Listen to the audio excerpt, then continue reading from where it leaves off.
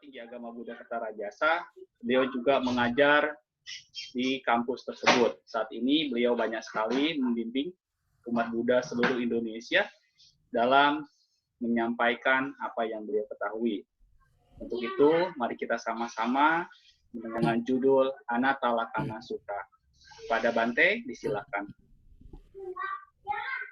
Ya, terima kasih kepada Mas Wendri yang telah mengawali acara malam hari ini. Mari kita bersama-sama bersikap anjali mengagungkan Sang Buddha. Namo tassa bhagavato arahato sama sambuddhassa. Namo tassa bhagavato arahato sama sambuddhassa. Namo tassa bhagavato arahato sama sambuddhassa. Kalena dhamma sawanang etam manggalamuttamang. Mendengarkan dhamma pada saat yang sesuai, itulah berkah utama. Yang saya hormati para rama-ramani, para pandita, Makabudi, khususnya Banten, dan juga Bapak Ibu Saudara-saudari sekalian, selamat malam semuanya, terpujilah Sang Buddha, Namo Buddhaya. Ya, malam hari ini sebuah kehormatan bagi saya dihubungi oleh Romo Swendri untuk mengisi yaitu diskusi Dhamma yang diminta untuk membahas tentang salah satu khotbah yang sangat penting di dalam sejarah agama Buddha, yaitu Anatta Lakkhana Sutta. Sebenarnya dengan waktu pembahasan 45 menit itu ya singkat, tetapi mudah-mudahan bisa untuk membahas paling lama 45 menit. Karena khotbah ini memiliki makna yang mendalam. Dan seperti yang kita ketahui bahwa khotbah ini diberikan oleh Sang Buddha kepada Pancawagya. Setelah tidak lama Sang Buddha mencapai pencerahan, beliau membaparkan Dhamma kepada Pancawagya atau 5 pertapa, yang pada awalnya khotbah yang diberikan Sang Buddha adalah Dhammacakkappavattana Sutta atau khotbah pemutaran roda Dhamma. Dan ketika 5 pertapa ini mencapai kesucian Sotapanna atau tahapan kesucian yang pertama, dan mereka semua telah menjadi murid Sang Buddha, lantas kemudian setelah Sang Buddha melihat batin mereka sudah siap, batin mereka sudah matang, kemudian beliau mengajarkan Anatta Lakkhana Sutta. Boleh dikatakan bahwa Anatta Lakkhana Sutta ini merupakan khotbah pamungkas yang diberikan Sang Buddha kepada mereka yang walaupun sudah mencapai kesucian, apakah Sotapanna, Sakadagami, ataupun Anagami, agar mereka bisa mencapai kesucian terakhir, yaitu Arahanta. Mengapa? Karena khotbah Anatta Lakkhana Sutta ini berkaitan dengan kotoran batin yang harus dilenyapkan, yang sangat halus, yang terakhir, yaitu berkaitan dengan kecenderungan yang dimiliki oleh banyak dari kita atau semua dari kita, yaitu kecenderungan bahwa kita memiliki diri, memiliki aku. Dan kecenderungan demikian masih ada bahkan mereka yang telah mencapai kesucian Sotapanna, Sakadagami maupun Anagami. Dan hanya bisa dilenyapkan oleh mereka yang mencapai kesucian Arahat.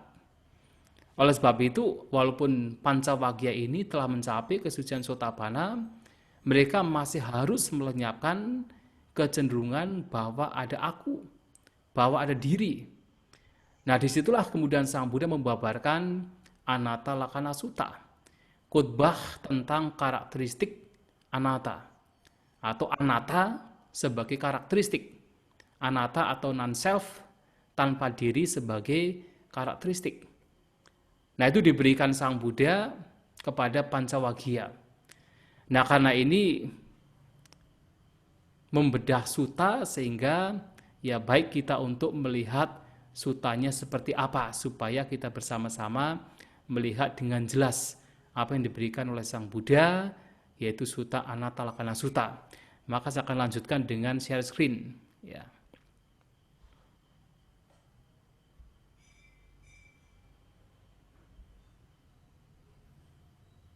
Ya, ini adalah Anatta Lakkhana Sutta yang boleh dikatakan khotbah ini adalah khotbah yang kedua, yaitu setelah pemutaran Roda Dhamma, kemudian Sang Buddha membabarkan khotbah yang penting, yaitu yang kedua ini adalah, ya maksudnya yang pertama adalah Dhammacakkappavattana Sutta, kemudian yang kedua ini adalah Anatta Lakkhana Sutta. Seperti yang tadi saya sampaikan bahwa khotbah ini diberikan Sang Buddha kepada Pancawagya, yang berarti pada waktu itu berada di Isipatana. Karena pembabaran Dhammacakkappavattana Sutta yang diberikan oleh Sang Buddha kepada Pancawagya juga diberikan di Isipatana, di Varanasi, di Taman Rusa. Nah, sehingga khotbah ini pun juga diberikan di tempat yang sama, yaitu Ekang Samayang Bhagawa Varanasi yang Viharati. Jadi pada waktu itu Sang Buddha berada di Varanasi. Yang sebenarnya ini juga khotbah yang diberikan Sang Buddha kepada para bhikkhu di masa wasa yang pertama. Jadi ini adalah masa wasa yang pertama. Jadi pada waktu Sang Buddha membabarkan Dhammacakkappavattana Sutta, itu tepat di bulan purnama, lantas kemudian keesokan harinya itu sudah memasuki masa wasa.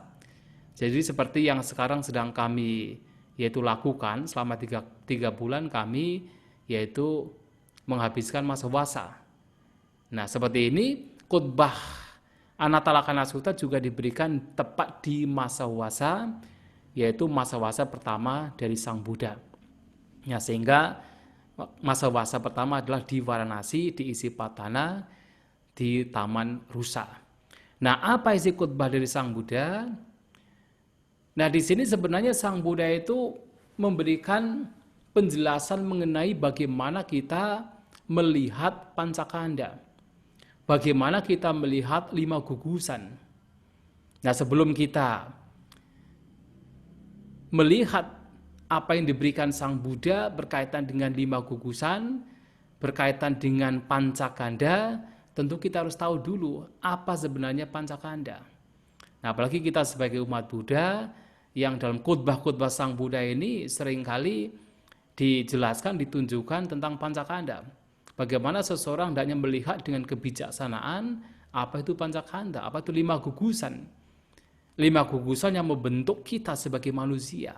Sehingga paling tidak kita harus tahu secara mendasar tentang 5 gugusan ini, agar ketika kita mengatakan, oh misalnya rupa itu adalah anicca, vedana adalah anicca, sanya adalah anicca, sangkara adalah anicca, vinyana adalah anicca, kita tahu yang dimaksud anicca itu yang mana. Nah, yang pertama dari 5 gugusan itu adalah gugusan rupa atau gugusan materi, atau lebih spesifik lagi adalah gugusan jasmani kita. Disebut sebagai rupa kanda. Jadi kita sebagai manusia dalam Buddhis, dalam Dhamma, kita dikatakan sebagai manusia itu karena memiliki 5 gugusan. Yang mana gugusan pertama adalah rupa kanda, atau gugusan materi, gugusan jasmani. Yang mana dalam rupa kanda di sini, kenapa disebut kanda?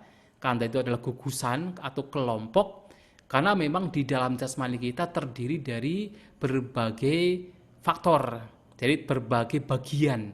Jadi tidak hanya satu bagian, berbagai bagian, maka disebut sebagai kanda atau kelompok. Nah, bagian seperti apa? Secara garis besar, kita memiliki jasmani yang terdiri dari 4 unsur jasmani besar. yaitu unsur tanah, unsur air, unsur api, dan unsur gerak. Kalau dijabarkan lagi sesuai dengan Abhidhamma tentu ada 28 yaitu faktor pada jasmani kita. Yaitu disebut sebagai kelompok jasmani atau gugusan jasmani, gugusan materi. Nah, kemudian yang kedua adalah perasaan. Apa itu perasaan? Ya, perasaan yang kita rasakan. Kita merasakan senang, merasakan tidak senang, merasakan netral, itulah perasaan. Nah, perasaan di sini muncul dari indera-indera kita. Kita memiliki 6 indera: mata, telinga, hidung, lidah, jasmani, dan pikiran. Pada saat kita menggunakan indera kita, sebagai contoh adalah kita melihat objek yang menyenangkan. Pada saat itu muncul perasaan yang menyenangkan. Nah, perasaan yang menyenangkan itu, rasa senang itu adalah vedana, perasaan. Pada saat kita melihat objek yang tidak menyenangkan, kemudian di situ muncul rasa tidak senang, itu disebut vedana. Demikian pula pada saat melihat objek yang netral, yang tidak menyenangkan dan juga bukan menyenangkan, yang netral, maka di situ muncul perasaan yang netral. Nah, itu juga bagian dari vedana perasaan. Nah, apapun bentuk perasaan yang muncul dari, yaitu berkaitan dengan 6 indera kita, ketika bersentuhan dengan objek, itu disebut sebagai perasaan. Nah, sehingga perasaan di sini bisa secara garis besar terdiri dari 3 jenis perasaan, yaitu sesuai dengan yaitu menyenangkan, tidak menyenangkan, dan perasaan netral. Bisa juga kalau dijabarkan lagi menjadi 6 jenis perasaan berkaitan dengan 6 indera kita. Dan kalau dijabarkan lagi menjadi 18 perasaan, yaitu 6 kali 3 menjadi 18. Bahkan ada juga perasaan yang dibagi menjadi 2, perasaan yang sifatnya duniawi, perasaan yang sifatnya non-duniawi. Nah, yang duniawi itu yang seperti tadi, melihat objek mata yang menyenangkan, kita merasa senang. Tetapi kalau kemudian pada saat melihat objek yang menyenangkan, kita merenungkan dhamma, merenungkan ketidakkekalannya, merenungkan anatanya misalnya, muncul kebahagiaan yang lain, itu disebut perasaan yang menyenangkan tetapi bukan duniawi, atau niramisa, jadi bukan duniawi. Nah, itu juga bisa dikatakan sebagai perasaan. Tetapi secara garis besar ada 3, menyenangkan, tidak menyenangkan, dan perasaan netral. Nah, kemudian juga yaitu sanya, yang seringkali kita terjemahkan sebagai persepsi. Sebenarnya sanya itu seperti apa? Sanya itu lebih kepada gambaran batin, mental images. Jadi ketika kita mengenali gambaran batin, itu disebut sebagai sanya.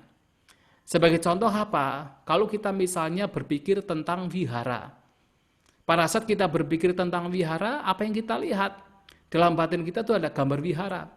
Ada gambar yaitu vihara, gambar stupa, gambar pohon bodhi, gambar yaitu ada patung, ada gambar biku dan sebagainya yang berkaitan dengan vihara.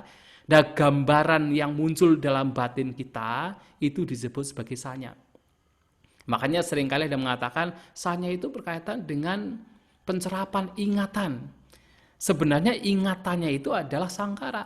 Tetapi gambaran yang muncul pada saat muncul ingatan itu disebut sebagai sanya. Gambaran itulah yang disebut sebagai sanya. Nah, jadi kalau kita berpikir tentang sesuatu, melihat gambar, itulah yang disebut sebagai sanya. Ya, kita melihat banyak sekali gambar.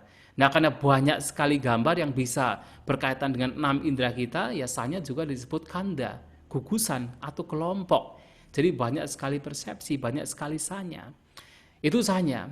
Kemudian berkaitan dengan sangkara. Apa itu sangkara? Sangkara itu adalah mental pembentuk atau pikiran pembentuk. Pembentuk. Jadi pikiran, bentuk pikiran yang membentuk sesuatu yang produktif itu disebut sebagai sangkara.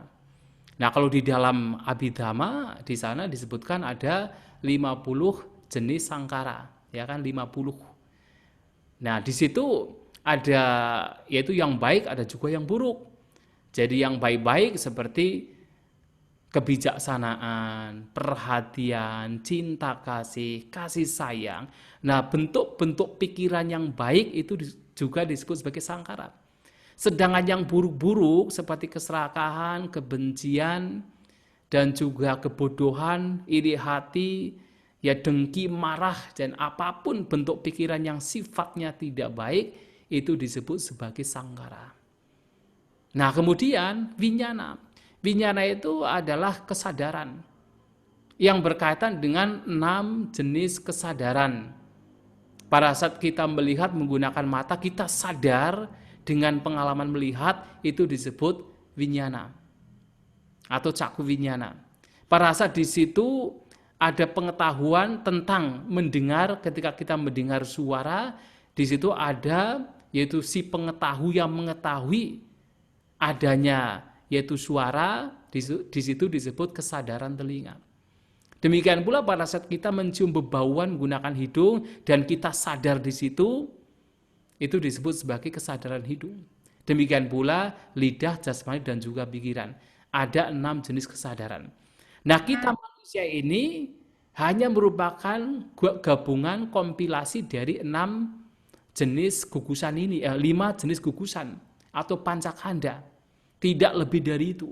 Jadi apapun yang kita alami, apapun pengalaman yang kita miliki, itu hanya merupakan 5 gugusan. Dan tidak ada yang berada di luar itu. Hanya 5 gugusan. Yang kalau kemudian dipersingkat lagi, ya hanya berkaitan dengan batin dan jasmani. Batin terdiri dari 4 kanda, 4 gugusan, wedana, sanya, sangkara, dan winyana, sedangkan jasmani ya jasmani.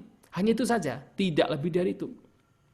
Nah, kemudian di dalam khotbah ini Anatta Lakkhana Sutta yang kita akan memasuki adalah Sang Buddha memberikan wejangan kepada Pancawagya, kepada 5 pertapa, bagaimana seseorang hendaknya melihat pancakada ini, 5 gugusan ini dengan bijaksana. Nah, bagaimana hendaknya melihat, yaitu seseorang hendaknya melihat yang pertama jasmani, rupang bikawe anatta. Seseorang hendaknya melihat jasmani sebagai tanpa diri. Mengapa jasmani itu harus dilihat sebagai tanpa diri? Karena kalau jasmani ini memiliki diri, ya kalau jasmani ini memiliki diri, maka seseorang akan mampu untuk mengatur jasmani ini. Semoga jasmani ini seperti ini, semoga jasmani ini tidak seperti itu. Tetapi karena jasmani ini bukan diri, maka seseorang tidak bisa mengatur jasmani ini seperti yang diinginkan. Bahkan jasmani bisa membawa kepada celaka, membawa kepada kerugian.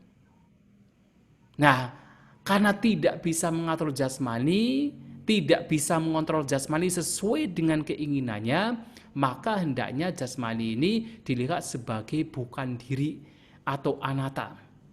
Ya, kalau kita perhatikan apakah kita betul-betul bisa mengontrol jasmani kita. Yang kita mau adalah apa? Dalam kaitannya dengan jasmani kita, yang kita mau adalah bagaimana jasmani kita itu tetap sehat. Jasmani kita tidak mengalami sakit. Jasmani kita tetap muda, tetap cantik. Kalau bisa tidak boleh mati. Tetapi apakah bisa? Walaupun keinginan kita itu jasmani kita tetap sehat, tetap muda, tidak boleh mati, tetapi jasmani kita berubah. Jasmani kita akan mengalami sakit. Jasmani kita akan mengalami ketuaan, menjadi usang, menjadi lapuk. Jasmani kita akan mengalami kematian. Nah, karena kita tidak bisa mengatur jasmani sesuai dengan keinginan kita, maka jasmani ini tidak bisa dikatakan sebagai diri. Jasmani adalah anatta, jasmani adalah bukan diri. Nah, ini adalah salah satu cara yang diberikan Sang Buddha untuk melihat bahwa jasmani ini bukan diri. Dan ada sebenarnya dalam khotbah-khotbah lain cara-cara lain. Nah, bagaimana caranya? Maaf, sebelum ini kita juga harus melihat tidak hanya jasmani sebagai bukan diri, tetapi juga melihat bahwa perasaan yang tadi telah dibahas walaupun singkat itu juga bukan diri, sama persis dengan jasmani. Mengapa? Karena seperti halnya jasmani yang tidak bisa kita atur, yang tidak bisa kita kontrol sesuai dengan keinginan kita, perasaan juga sama. Perasaan tidak bisa kita kontrol. Kalau memang betul jasmani ini adalah diri, maka jasmani ini tidak akan membawa kepada kerugian, tidak akan membawa kepada penderitaan. Dan kita bisa mengontrol yaitu jasmani maupun perasaan. Semoga perasaan saya seperti ini, semoga perasaan saya tidak seperti itu. Tetapi kenyataannya kita tidak bisa. Perasaan kita terus berubah-ubah. Yang kita inginkan tentu berkaitan dengan perasaan, bagaimana perasaan itu selalu menyenangkan. Tidak boleh muncul yang sakit. Yang kita mau adalah kita melihat objek yang menyenangkan sehingga kita memunculkan perasaan menyenangkan. Tapi kenyataannya tidak bisa. Perasaan tidak menyenangkan muncul. Melihat objek yang tidak menyenangkan, perasaan yang tidak menyenangkan muncul. Mendengar suara yang tidak kita sukai, perasaan yang tidak menyenangkan juga muncul. Berbagai macam perasaan muncul dan itu tidak bisa kita atur. Kita maunya yang senang-senang, yang bahagia, tetapi kenyataannya yang muncul juga yang tidak merupakan kebahagiaan, yang bukan kesenangan, itu juga muncul. Ya coba kalau kita meditasi, maunya kita adalah bagaimana? Muncul perasaan menyenangkan saja. Kalau bisa muncul kedamaian, muncul ketenangan, muncul perasaan yang nyaman. Tetapi kenyataannya tidak. Perasaan yang tidak menyenangkan juga muncul. Dan itu tidak bisa kita kontrol. Dan itu akan muncul. Nah karena tidak bisa mengontrol perasaan terus berubah-ubah demikian, maka Sang Buddha mengajarkan kita bahwasanya perasaan sebenarnya bukan diri. Vedana anatta. Perasaan adalah bukan diri karena tidak bisa kita kontrol. Nah demikian pula tidak hanya perasaan, sanya juga sama, sangkara juga sama. Nah kalau sanya persepsi gambaran batin adalah diri, maka kita juga bisa mengontrol. Kalau bisa yang muncul, gambaran-gambaran batin yang muncul adalah yang baik-baik. Gambaran batin yang kelihatannya indah. Tetapi kenyataannya, gambaran batin yang sifatnya traumatis misalnya, kita ingat sesuatu yang tidak menyenangkan di masa lampau, kemudian muncul gambaran-gambaran batin yang membuat kita menderita, kita ingat dengan sesuatu yang tidak menyenangkan, muncul gambaran batin orang yang tidak kita sukai tanpa bisa kita kontrol. Di sana kemudian menyebabkan berbagai macam hal yang tidak baik pada kita, pikiran juga tidak baik, perasaan juga tidak baik, dan kita tidak bisa mengontrolnya. Nah karena persepsi gambaran batin tidak bisa kita kontrol sesuai dengan keinginan kita tidak bisa mengatakan semoga gambaran batin yang muncul hanya ini saja, yang itu tidak boleh. Maunya yang baik-baik saja, yang indah-indah saja. Nah karena tidak bisa kita kontrol, maka sanya persepsi juga tidak bisa dikatakan sebagai atta. Sanya persepsi harus dilihat sebagai anatta, sebagai bukan diri. Dan demikian pula adalah sangkara, bentuk-bentuk pikiran. Itu juga sama. Ya kita bagi sebagai seorang Buddhis maunya apa? Bentuk pikiran yang baik-baik saja. Kalau bisa ya bentuk pikiran yang betul-betul bebas dari keserakahan, kebencian, kebodohan. Kalau bisa saat meditasi yang muncul adalah ketenangan, kebijaksanaan, mindfulness, perhatian. Tetapi kenyataannya berbagai macam bentuk pikiran yang buruk, keserakahan, kebencian, kemarahan, dengki, iri hati, itu masih bisa muncul. Tanpa bisa dikontrol, tanpa bisa diatur. Kita tidak bisa mengatakan semoga sangkara saya seperti ini. Semoga sangkara saya tidak seperti itu.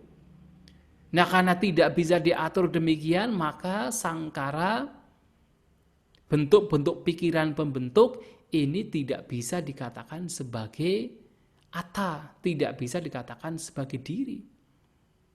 Nah demikian pula berkaitan dengan yaitu vinyana, kesadaran. Yang tadi telah disebutkan ada 6 jenis kesadaran yang berkaitan dengan yaitu sense organs atau indera-indera kita, 6 indera kita. Dan itu juga sama, kita tidak bisa mengatur kesadaran kita.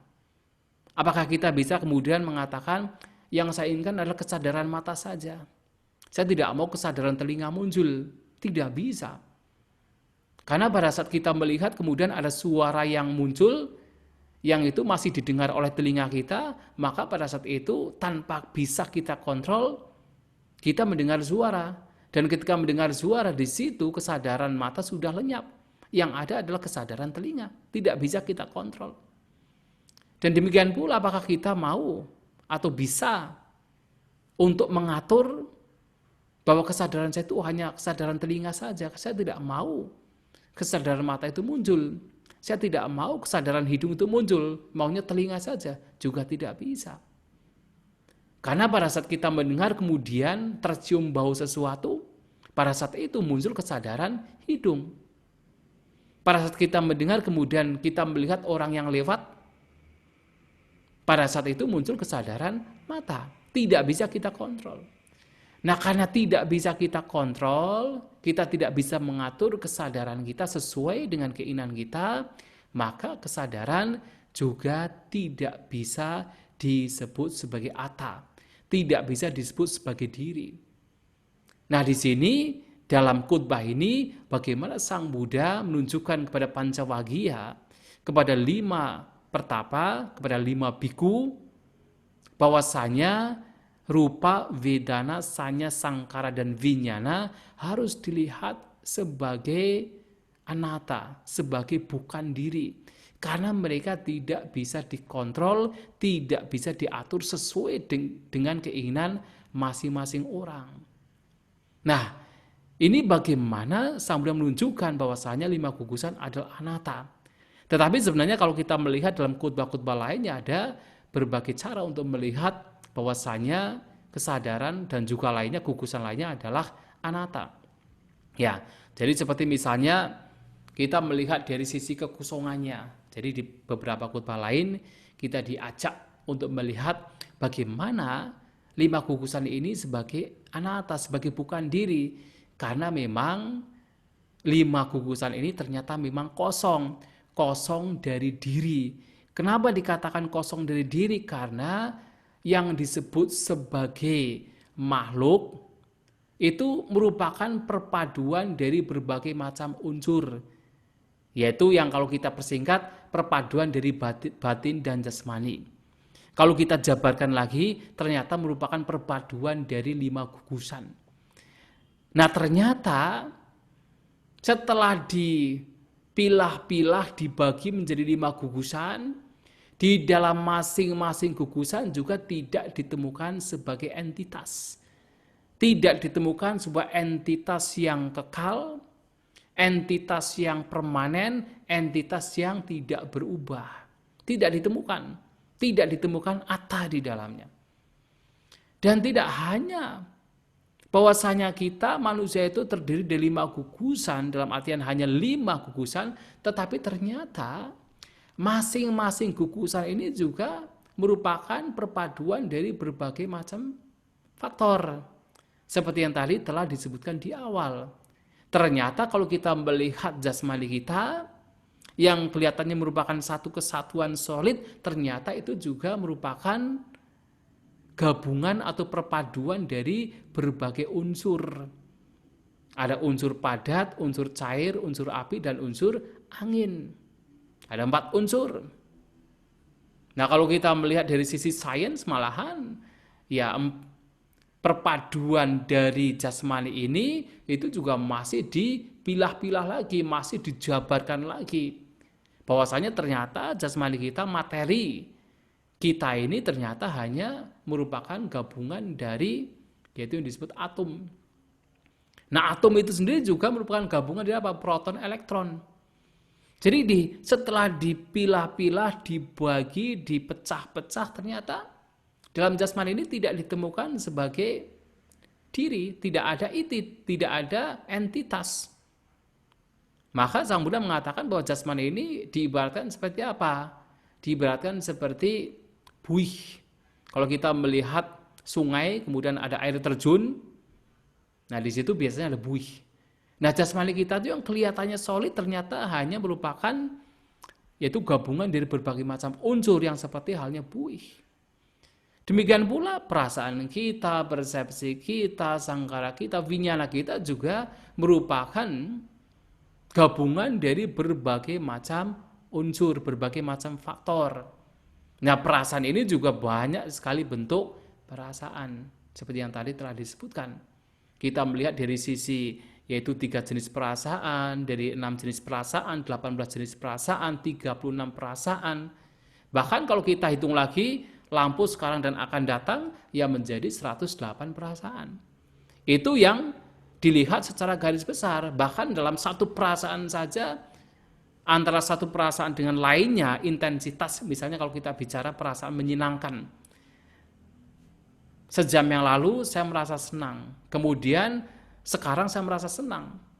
Perasaannya menyenangkan, tetapi intensitas perasaan yang menyenangkan tersebut juga bisa berbeda-beda. Sejam yang lalu mungkin perasaan yang menyenangkan itu kecil, sekarang perasaan yang menyenangkan itu besar. Nah, intensitasnya juga berbeda-beda, maka perasaan juga merupakan berbagai macam, yaitu jenis, ada banyak jenis perasaan. Nah, persepsi, sangkara, winyana juga sama.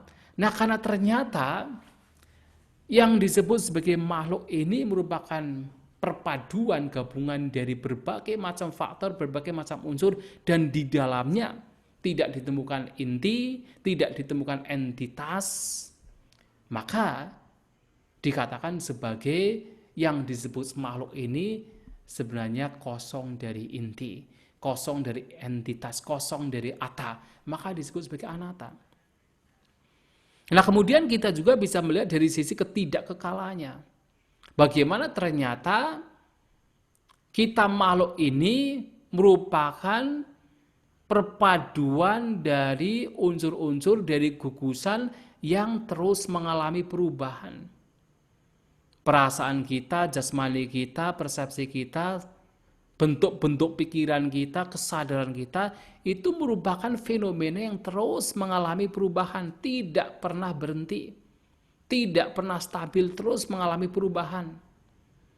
Nah, karena fenomena ini terus mengalami perubahan, maka tidak bisa dikatakan bahwa di dalamnya ada entitas yang terus kekal, permanen, dan tidak berubah. Tidak ada. Tidak ditemukan ada sesuatu yang kekal di dalam 5 gugusan ini. Semuanya berubah. Maka ada seseorang yang mengatakan kalau berbicara tentang ketidakkekalan, tidak mungkin seseorang akan menyeberangi sungai yang sama di kedua kalinya. Jadi pada saat kita menyeberang sungai di pagi hari, kemudian di sore hari kita menyeberangi sungai tersebut yang seakan-akan itu sama, maka dikatakan tidak bisa, tidak mungkin kita menyeberangi sungai yang sama di kedua kalinya. Tidak bisa. Kenapa? Karena air ini sudah mengalir. Air yang di pagi hari itu berbeda dengan air sungai yang di sore hari. Sudah berubah. Tetapi sebenarnya yang berubah itu tidak hanya sungainya. Yang berubah itu juga manusianya juga berubah. Bebatuan yang ada di sungai itu juga berubah.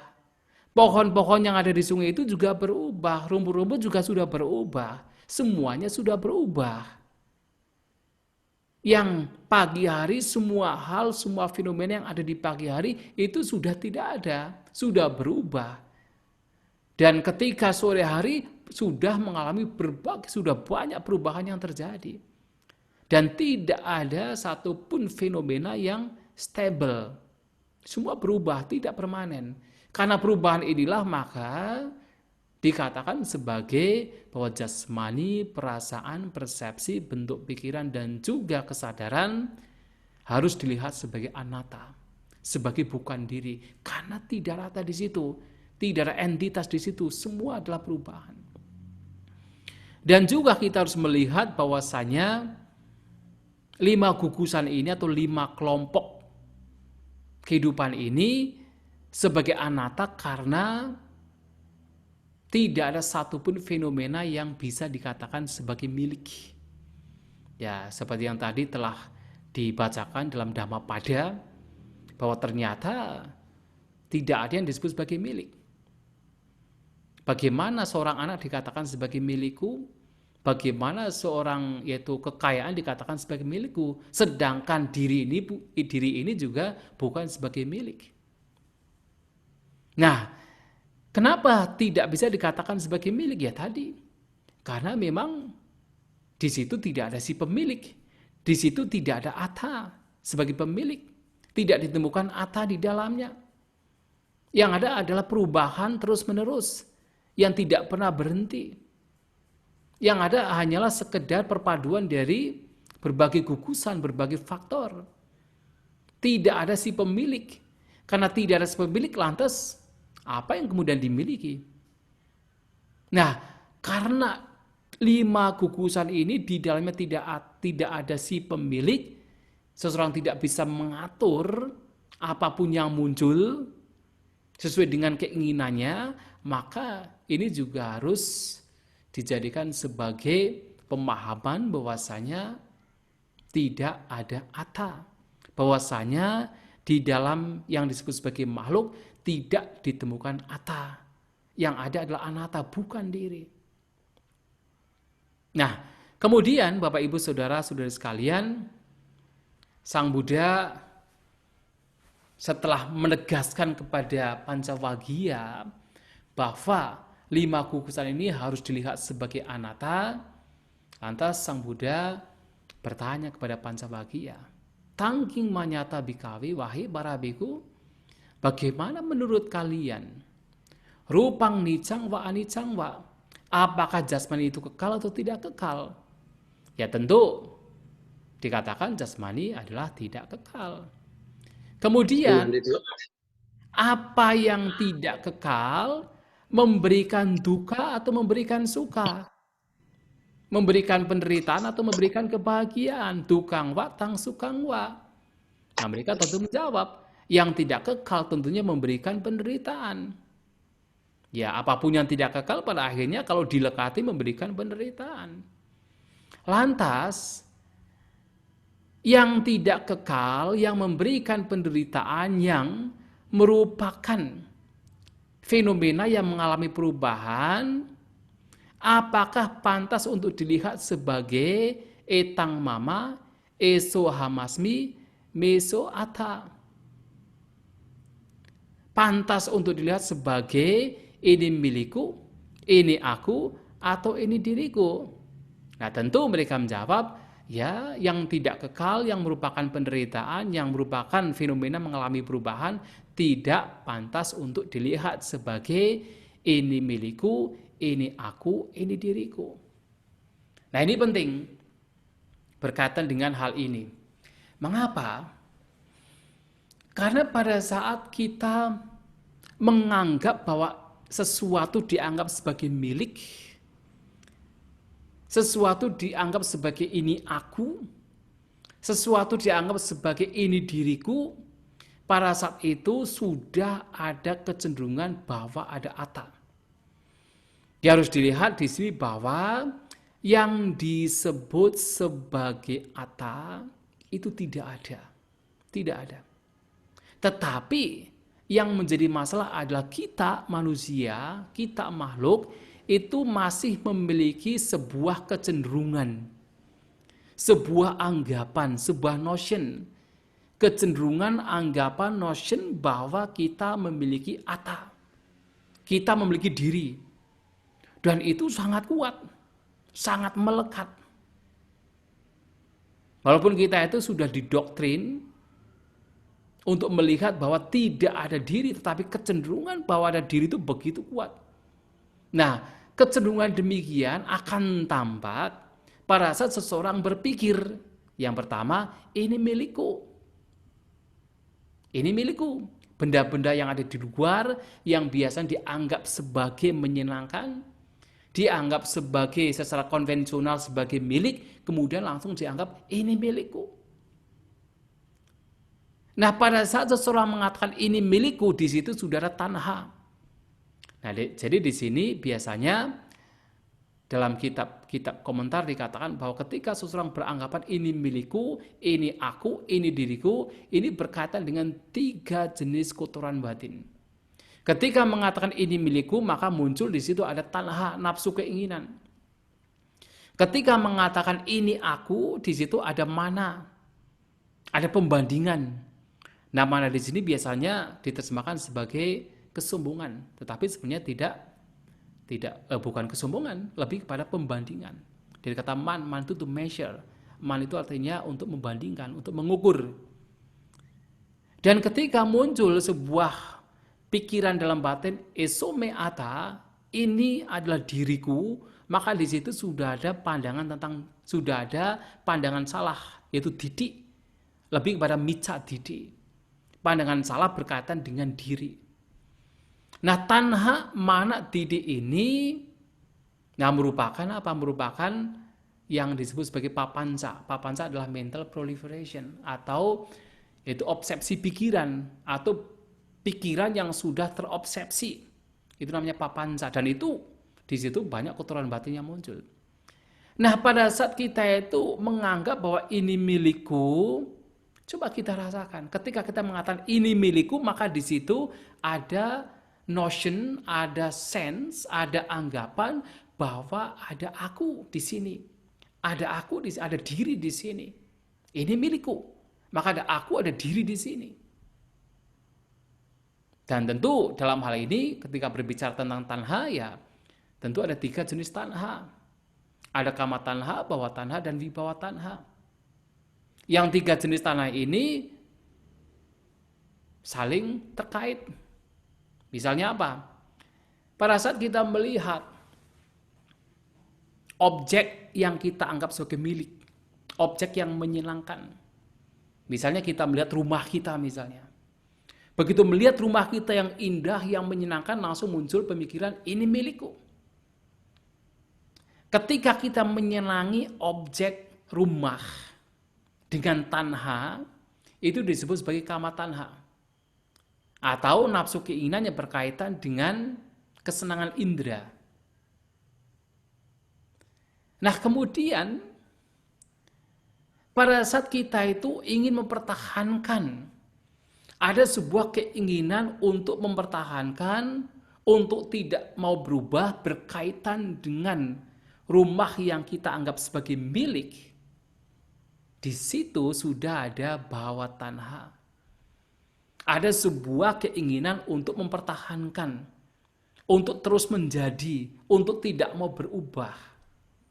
Ada kama tanha memunculkan bawa tanha.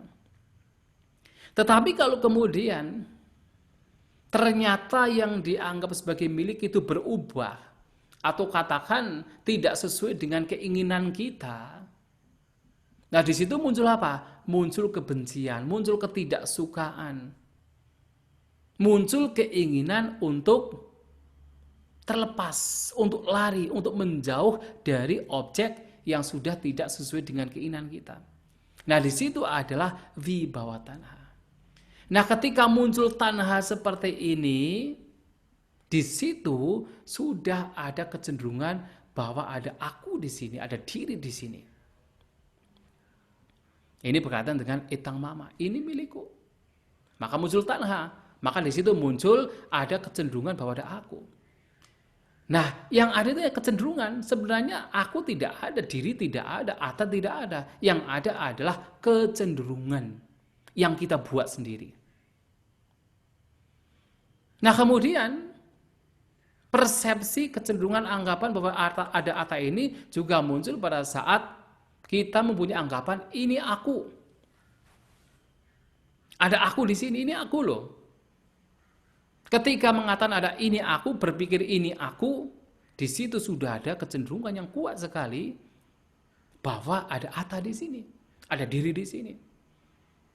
Nah, biasanya ketika berbicara mana yang berkaitan dengan sebuah anggapan ini aku, di situ ada yaitu pembandingan. Mana itu artinya pembandingan. Membandingkan kita dengan orang lain. Pada saat kita membandingkan diri kita dengan orang lain, oh saya lebih baik dari orang itu. Mengatakan saya lebih baik dari orang itu, nah itu adalah mana? Itu adalah keakuan di sini. Dan pembandingan di sini tidak hanya berkaitan dengan pemikiran, anggapan bahwa saya lebih baik. Bahkan ketika kita mengatakan atau berpikir saya lebih buruk dari orang lain, kita merasa rendah diri, di situ juga ada persepsi anggapan bahwa ada aku di sini, ada Atta di sini. Saya lebih rendah dari orang itu. Lebih rendah dari mereka, ada aku di sini. Bahkan ketika mengatakan atau berpikir saya sejajar dengan orang itu. Bahkan ketika berpikir demikian, saya sejajar dengan orang itu juga ada mana di situ. Dan di situ ada persepsi bahwa ada aku, bahwa ada diri. Maka mengatakan ini milikku, ini aku, sebenarnya tidak pantas. Ya dalam Dhamma kita dilatih untuk tidak berpikir demikian. Karena pada saat itu muncul, di situ ada persepsi bahwa ada aku. Di situ ada kotoran batin berkaitan dengan tanha, berkaitan dengan mana pembandingan. Dan ketika kita mempunyai pikiran esome atta, ini adalah diriku. Nah, itu juga ada kotoran batin di situ. Yang berkaitan dengan didik. Didik adalah pandangan. Pandangan berkaitan dengan diri, pandangan salah. Nah, bagaimana kita melihat bahwa ada sebuah pandangan yang begitu mengakar, begitu kuat berkaitan dengan diri ketika mengatakan atau ketika berpikir esome atta, ini diriku. Nah, ini bisa pandangan bahwa ada diri ini dalam batin kita itu mempunyai banyak jenis, mempunyai banyak macam. Kalau kita melihat khotbah-khotbah yang kita kaitkan dengan pancakanda atau 5 gugusan, setiap kandanya ini biasanya memunculkan atau setiap gugusannya ini memunculkan 4 jenis pandangan tentang aku, tentang diri yang berkaitan dengan masing-masing gugusan. Nah, 4 kali 5 menjadi 20. Misalnya apa begini? Pada saat kita berpikir tentang jasmani, pada saat itu, misalnya Bapak Ibu sedang bermeditasi, kemudian merasakan jasmani. Ada kemungkinan, ada sebuah persepsi anggapan bahwa jasmani ini sebagai diri. Your microphone is unmuted. Ya, mohon di-unmute yang lain. Ya.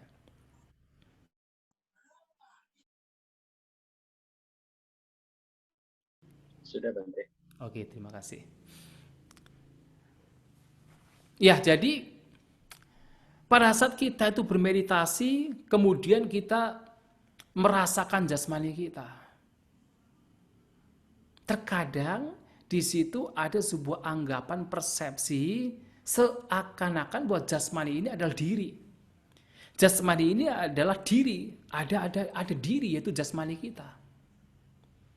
Pada saat itu muncul di situ disebut didik, kotoran batin yang berkaitan dengan didik, bahwa ada anggapan bahwa ada diri.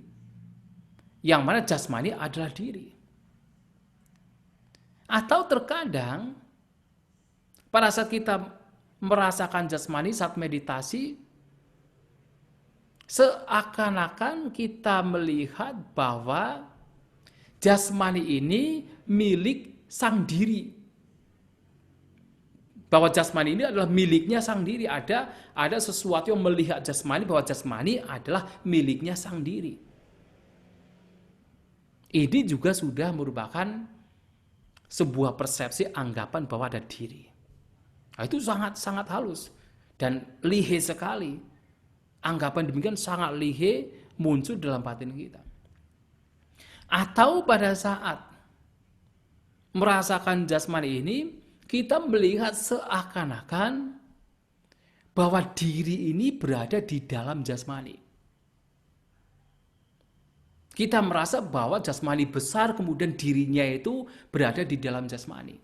Itu juga anggapan, itu juga termasuk anggapan bahwa ada diri. Dan itu seringkali muncul.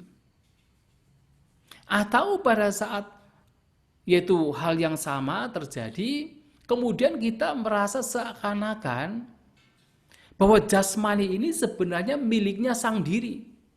Jadi ada diri yang besar, kemudian jasmani itu berada di dalam sebagai miliknya sang diri. Ini bisa terjadi. Dan ini juga bisa berkaitan dengan perasaan, persepsi, gambaran yaitu sangkara, bentuk-bentuk pikiran, dan juga kesadaran. Bisa terjadi demikian. Bahwasanya seakan-akan merasa bahwa misalnya perasaan adalah diri. Atau perasaan miliknya sang diri. Atau ada diri di dalam perasaan. Atau diri berada di dalam perasaan. Jadi ada perasaan yang besar, kemudian dirinya ada di dalam. Atau ada perasaan, kemudian dirinya itu yang besar. Nah, perasaannya berada di dalam. Bisa demikian. Dan yang paling sering terjadi ketika berkaitan dengan kesadaran. Seringkali muncul sebuah yaitu persepsi, anggapan, notion dalam batin kita bahwa ada sesuatu, ada entitas yang tidak pernah berubah. Pada saat kita melihat, mendengar, pada saat kita mencium menggunakan hidung, lidah, bersentuhan, berpikir, seakan-akan itu ada sesuatu yang tidak berubah. Ada si conscious, ada si kesadaran, ada si pengetahu yang tidak pernah berubah. Nah, ini adalah juga notion, ini adalah anggapan, ini sekedar persepsi bahwa ada diri, ada si aku ini. Tetapi sesungguhnya tidak ada si aku, tidak ada si diri. Yang adanya sekedar apa? Anggapan. Tetapi dari anggapan ini kemudian memunculkan berbagai macam kotoran batin. Karena kita itu terbiasa dengan anggapan bahwa ada si aku yang tidak pernah berubah, yang terus melihat, yang terus mengetahui. Sehingga apa? Ketika ada orang menyakiti kita, merugikan kita, kita marah, tidak suka. Nah, kesadaran ini juga dianggap sebagai demikian. Nah, sehingga ketika orang mengatakan atau berpikir ini milikku, ini aku, ini diriku dengan berbagai macam bentuk pikiran yang muncul, nah di situ muncul sebuah anggapan, pandangan bahwa ada aku, bahwa ada diri. Dan itu merupakan proliferasi pikiran atau obsesi pikiran atau papanca. Nah, itu memang sangat halus, sangat lincah, tetapi itu terus berada pada yaitu pikiran kita. Makanya pernah Sang Buddha juga mengatakan bahwa pada umumnya manusia putujana itu seperti apa? Seperti ya mau saja, itu seperti ketika kita melihat seekor anjing yang diikat dengan pos, dengan tiang. Artinya apa? Dia mau duduk, dia mau berjalan, dia mau berlari, dia mau menggonggong, dia mau melakukan apa saja, tiang itu berada di dekatnya. Dan seperti itu manusia juga sama. Dalam artian bahwa tiang atau anggapan bahwa ada diri, bahwa ada aku ini seperti tiang. Dan seakan-akan semua aktivitas yang kita lakukan melalui 6 indera kita itu selalu disertai dengan sebuah anggapan persepsi bahwa ada aku, bahwa ada diri. Karena hampir semua yang kita lakukan itu berkaitan dengan tanha, mana maupun didi. Bahkan pada saat kita bermeditasi pun juga kita selalu merasa seakan-akan bahwa ada aku, ada diri yang melihat, yang terus ada di situ tidak berubah. Dan itulah kenapa Kemudian Sang Buddha mengajak kita untuk bagaimana melatih batin kita bahwa berkaitan dengan jasmani, dengan perasaan, dengan persepsi, bentuk-bentuk pikiran, dan juga dengan kesadaran sebagai apa? Ni tang mama, ni sohamasmi, nak me soata.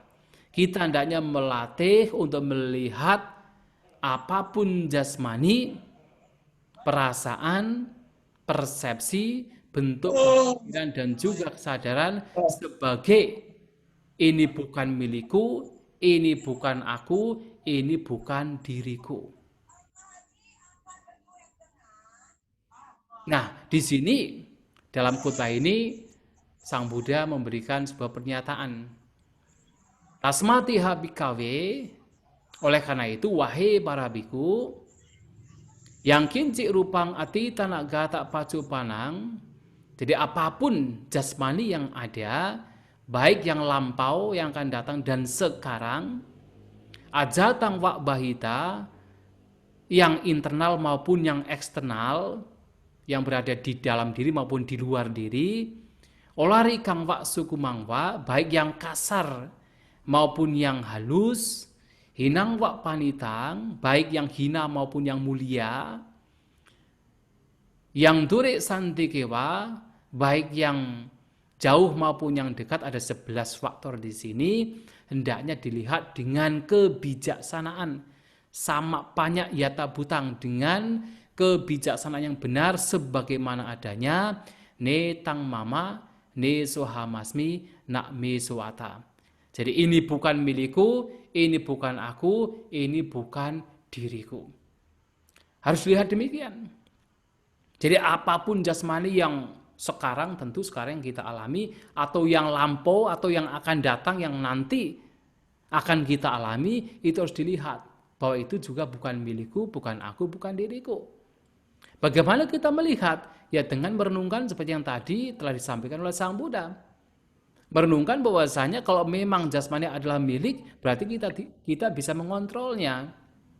Tetapi karena tidak bisa mengontrolnya, maka tidak bisa dikatakan sebagai ini milikku, ini aku, ini diriku. Kalau memang jasmani ini adalah milik, berarti tidak berubah. Tetapi karena terus mengalami perubahan, maka tidak ditemukan ada diri di sana, ada aku di sana, maka harus dilihat netang mama, nesohamasmi, name soata. Dan karena tidak ditemukan inti di dalamnya, ternyata hanya sekedar perpaduan dari berbagai macam gugusan, dari berbagai macam unsur, maka harus dilihat ini bukan milikku, bukan aku, bukan diriku. Dan karena di dalamnya tidak ada sang pemilik, karena berubah-berubah terus, tidak ada sang pemilik, tidak ada sang aku di dalamnya, maka tentu harus dilihat sebagai bukan milikku, bukan aku, bukan diriku. Apapun jasmani yang lampu sekarang yang akan datang, yang berada di dalam diri maupun di luar. Dalam diri tentu diri kita, yang di luar ya orang lain, materi-materi yang ada di luar diri kita. Baik yang kasar maupun yang halus. Yang kasar itu apa? Yang dapat kita rasakan. Nah, kalau di dalam Visuddhimagga yang kasar itu berkaitan dengan yaitu unsur tanah, api, udara.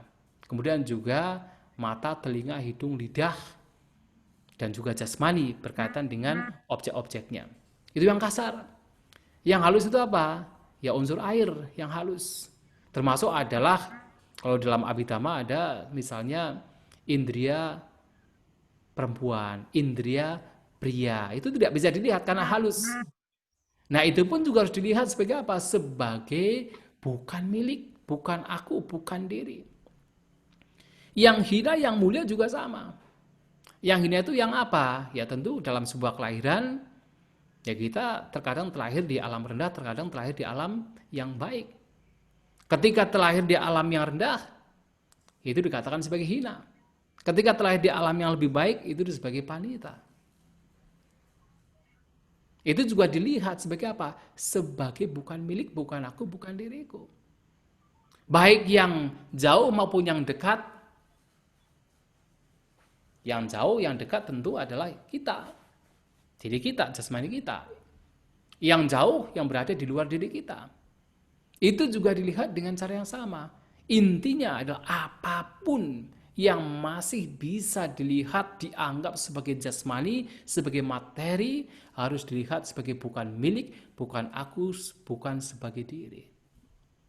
Dan itu juga terjadi dengan cara yang sama ketika melihat gugusan lainnya. Perasaan, persepsi, bentuk-bentuk pikiran, dan juga kesadaran juga harus dilihat dengan demikian. Bukan milik, bukan aku, bukan diri. Tetapi tentu melihatnya dengan bijaksana. Karena kalau orang melihatnya dengan tidak bijaksana, ya itu juga berbahaya. Kenapa? Karena dalam kehidupan kita tentu ada dua hal yang harus kita lihat. Harus kita gunakan dalam kehidupan kita. Ada dua kebenaran. Itu samuti saja dan paramata saja. Pada saat kita hidup di lingkungan, di masyarakat, ya kita tetap menggunakan samuti saja. Kita menggunakan istilah ini milikku, ini aku, ini diriku. Tetapi di dalam Dhamma, ya kita harus mengembangkan batin kita, melepaskan kemelekatan kita, keinginan kita dengan melatih batin kita untuk merenungkan bahwa apapun jasmani, perasaan, persepsi, bentuk-bentuk pikiran, dan juga kesadaran sebagai bukan milik, bukan aku, bukan diri. Dan itulah kenapa khotbah-khotbah seperti ini sebenarnya banyak dibabarkan oleh Sang Buddha. Dan salah satunya kita bisa melihat khotbah seperti misalnya Bahia Darujiriya. Di mana dalam Bahia Darujiriya Sang Buddha mengajarkan sebuah latihan kepada seorang pengembara bernama Bahia. Sang Buddha mengatakan didik tidak matang bawisati, sute suta matang bawisati, mute muta matang, vinyate vinyata matang bawisati. Ketika kita melihat, ketika kita mendengar, ketika kita merasakan dengan objek-objek, dengan organ-organ lain, dan juga ketika kita berpikir, melihat itu sebagaimana adanya. Ketika kita melihat, itu hanya sekedar pengalaman melihat. Ketika kita mendengar, itu hanya sekedar pengalaman mendengar. Kita diajak untuk melatih demikian. Mengapa? Supaya anggapan persepsi bahwa ada aku, ada diri, itu tidak ada, itu lenyap. Yang adanya sekedar pengalaman, yang adanya sekedar fenomena. Nah, di dalam Mula Pariyaya Sutta, khotbah pertama dari Majjhima Nikaya, di sana Sang Buddha memberikan berbagai tahapan. Tentu manusia pada umumnya ketika melihat 5 gugusan dan juga hal-hal fenomena-fenomena lain selalu mengarahkan batinnya untuk melihatnya sebagai diri, sebagai aku. Tetapi Sang Buddha kepada mereka yang sudah seka, sudah seka, artinya mereka sudah mencapai kesucian Sotapanna, Sakadagami, dan Anagami, memberikan wejangan, menegaskan kepada mereka ketika mengalami, apakah mengalami rupa, mengalami perasaan, mengalami persepsi, dan seterusnya, untuk tidak berpikir bahwa ada diri. Tidak memunculkan pikiran bahwa ada diri. Itu juga masih sebagai bentuk latihan. Karena mereka juga masih berlatih. Ya tentu kita, walaupun itu oleh Sang Buddha dikhotbahkan untuk mereka yang telah mencapai kesucian Sotapanna sampai Anagami, ya kita sebagai Buddhis juga berhak atau baik untuk melatih demikian juga. Melatih bahwasanya melihat apapun pengalaman yang muncul, yang dalam hal ini dalam Anatta Lakkhana Sutta berkaitan dengan 5 gugusan, kita lihat sebagai ini bukan milikku, bukan aku, bukan diriku, hanya sekedar pengalaman semata, hanya sekedar fenomena semata. Nah, dengan demikian anggapan persepsi adanya atta, adanya diri itu semakin luntur. Dan dengan demikian ketika anggapan persepsi adanya diri semakin luntur, sebenarnya orang akan semakin menjadi damai. Seseorang tidak akan menjadi ya gelisah ketika masih menganggap bahwa ini milikku, ini aku, ini diriku. Karena berbagai macam penderitaan, konflik, berbagai macam pertengkaran, percekcokan itu karena apa? Ya karena ego, karena egonya masing-masing begitu kuat. Dan ini terjadi di mana saja. Ini bukan masalah agama. Bahkan di dalam kita, di dalam masyarakat Buddhis juga, kalau egonya masih tinggi, perenungan tentang ini bukan milikku, bukan aku, bukan diriku, ini tidak pernah direnungkan, ya perpecahan, percekcokan, pertengkaran, bahkan dalam komunitas Buddhis juga masih bisa terjadi. Nah, tetapi kalau kita merenungkan demikian, nah itu sedikit luntur. Ya pertengkaran tidak akan menjadi besar karena begitu ingat, oh bukan, ini bukan milikku, ini bukan aku, bukan diriku. Kenapa harus marah? Kenapa harus tidak suka?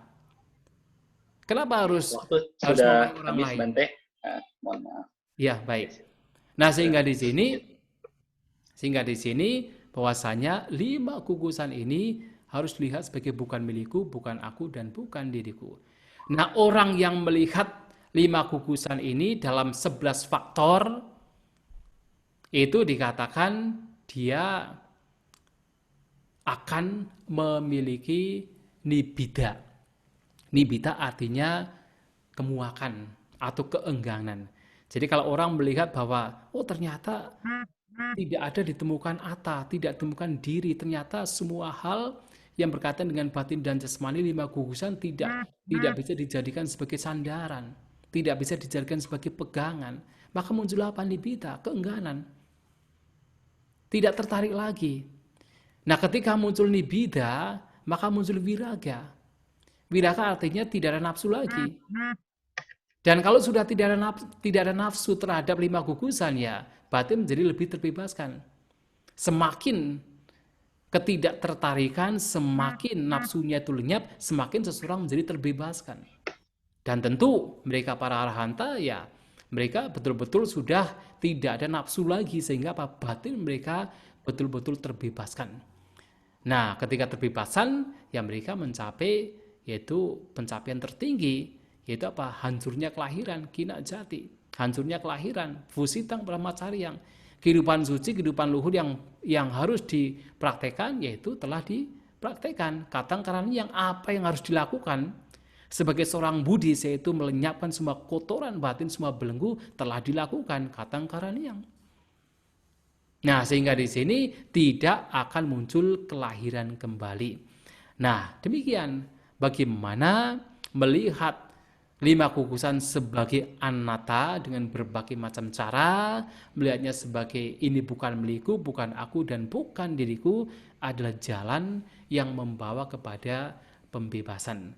Nah, dikatakan ketika pembabaran dhamma ini diberikan, Pancawagya biku, 5 biku yang merupakan siswa Sang Buddha pertama pada waktu itu mencapai kesucian arahat dengan batin terbebaskan dari semua asawa, dari semua kotoran batin, mereka terbebaskan. Nah, demikian para Rama-Ramani tentang Anatta Lakkhana Sutta, mudah-mudahan bisa dipahami. Mudah-mudahan kita semua maju dalam Dhamma. Sabbe sata bhavantu sukhitata. Semoga semua makhluk berbahagia. Sadu, sadu, sadu.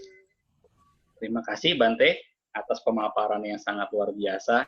Dan memang seperti yang tadi Bante sampaikan di awal, bahwa memang untuk membedah satu sutta dalam ajaran Sang Buddha perlu waktu yang cukup panjang Bante ya. Dalam waktu 45 menit memang rasanya masih kurang dan perlu waktu yang lebih dari itu.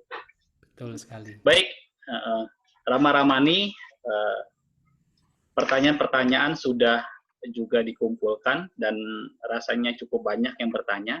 Ada juga yang bertanya melalui raise hand. Kepada Rama-Ramani yang bertanya kepada raise hand tadi, ada Romo Suta ya, ada Romo Suta. Kepada Romo Sudar mohon maaf nanti sebentar ya, kita coba yang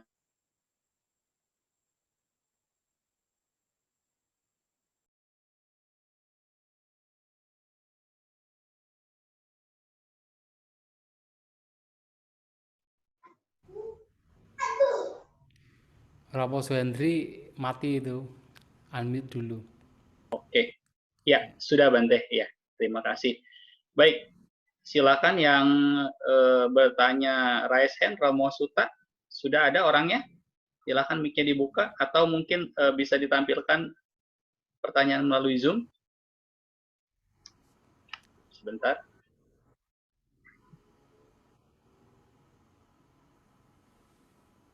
Ya, silakan. Pak Ardi atau Wira, silakan. Oke. Ya, Namo Buddhaya Bante Santacito. Saya ingin bertanya, apakah sanya itu sama dengan ingatan-ingatan masa lalu? Sedangkan sangkara adalah ide atau gagasan-gagasan. Kemudian, apakah apabila kita tumimba lahir, maka wedana, sanya, winyana, sangkara yang kita miliki sebelumnya akan kita lanjutkan lagi? Anumodana Bante. Ya, ya terima kasih kepada Romo Agus ya. Ya, bisa di ini ke gambar saya untuk dari host. Ya. Ya. Ya, terima kasih pada Romo Agus. Sebenarnya ingatan, ketika ada bentuk pikiran mengingat, ketika mengingat itu sebenarnya bagian dari sangkara. Tetapi gambaran batin yang muncul pada saat seseorang mengingat itu adalah sanya. Misalnya apa? Ketika kita itu muncul, kita mengingat sesuatu, itu ada bentuk pikiran, pikirannya mengingat. Itu adalah sangkara. Tetapi ketika kita mengingat, kemudian ada gambar-gambar yang kita ingat. Misalnya kita mengingat kejadian 5 tahun yang lalu. Nah, pikirannya mengingat itu adalah sangkara, bagian dari sangkara. Sedangkan gambaran yang muncul, gambar-gambar yang muncul tentang kejadian 5 tahun yang lalu, apakah pada saat kita mungkin pernah bertengkar dengan seseorang, atau pernah duduk bareng dengan seseorang, ada gambar itu adalah sanya, persepsi. Nah, jadi dalam satu hal bisa ada sangkara, ada juga sanya. Apakah sangkara itu juga ide dan gagasan? Salah satunya. Ide, gagasan, planning itu juga bagian dari sangkara. Kebijaksanaan, perhatian, semangat itu juga bagian dari sangkara. Dan sangkara itu begitu kompleks. Tetapi kalau gambaran batin itu adalah sanyanya. Lantas kemudian apakah pada saat seseorang itu terlahir di alam kehidupan selanjutnya, apakah vedana, sanya, sangkara, dan vinyana itu akan ikut ke sana? Ya tentu vedana, sanya, sangkara, dan vinyana itu berlanjut. Tetapi 4 kanda, 4 gugusan yang sekarang ini kita alami ya sudah berbeda dengan 4 gugusan atau bahkan 5 gugusan termasuk rupa di kehidupan mendatang. Karena yang mendatang ini merupakan kelanjutan dari yang sekarang, tetapi sudah berbeda. Nah, tetapi sehingga di sini di dalam Visuddhimagga ketika berbicara tentang kelahiran yang akan datang itu biasanya dikatakan sebagai bukan yang sama, bukan yang berbeda. Nak caso, nak sanya. Jadi bukan yang sama, tapi juga bukan yang berbeda. Kenapa bukan yang sama? Karena yang sekarang dengan yang akan datang, itu sudah berbeda. Tetapi kenapa tidak dikatakan sebagai berbeda? Ya karena ini kelanjutan. Kelanjutan dari apa yang sekarang. Bukan kelanjutan dari orang lain, tapi kelanjutan dari yang sekarang. Nah sehingga tepatnya adalah nak caso, nasaanya. Bukan yang sama, tapi juga bukan yang berbeda. Nah vedana, sanya, sangkara, dan vinyana bukan yang sama, tapi juga bukan yang berbeda. Bukan yang berbeda dalam artian karena kelanjutan dari yang sekarang sebenarnya. Ya demikian ya. Ya, baik. Terima kasih Bante atas penjelasannya. Pertanyaan selanjutnya masih dalam bentuk Zoom, silakan bisa ditampilkan.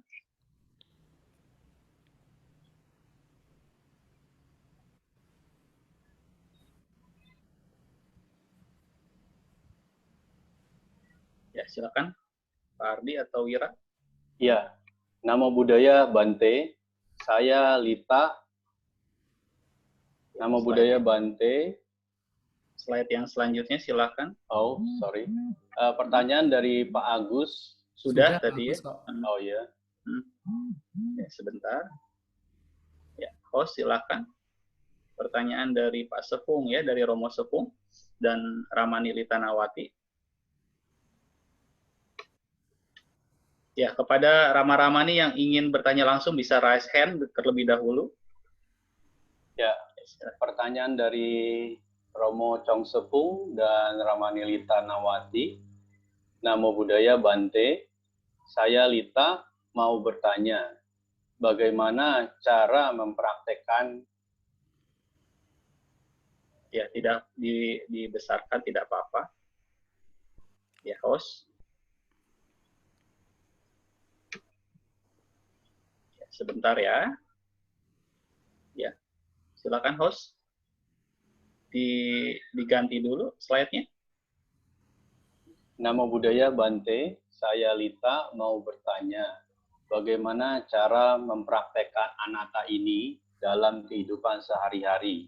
Karena sulit sekali mempraktekannya, apalagi pada saat kita dipuji maupun dicela, pasti timbul kesenangan ataupun penderitaan langsung timbul di dalam diri kita.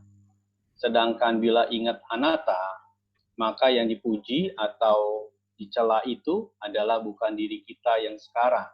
Bagaimana sikap kita dalam menghadapi hal tersebut? Terima kasih, Bante.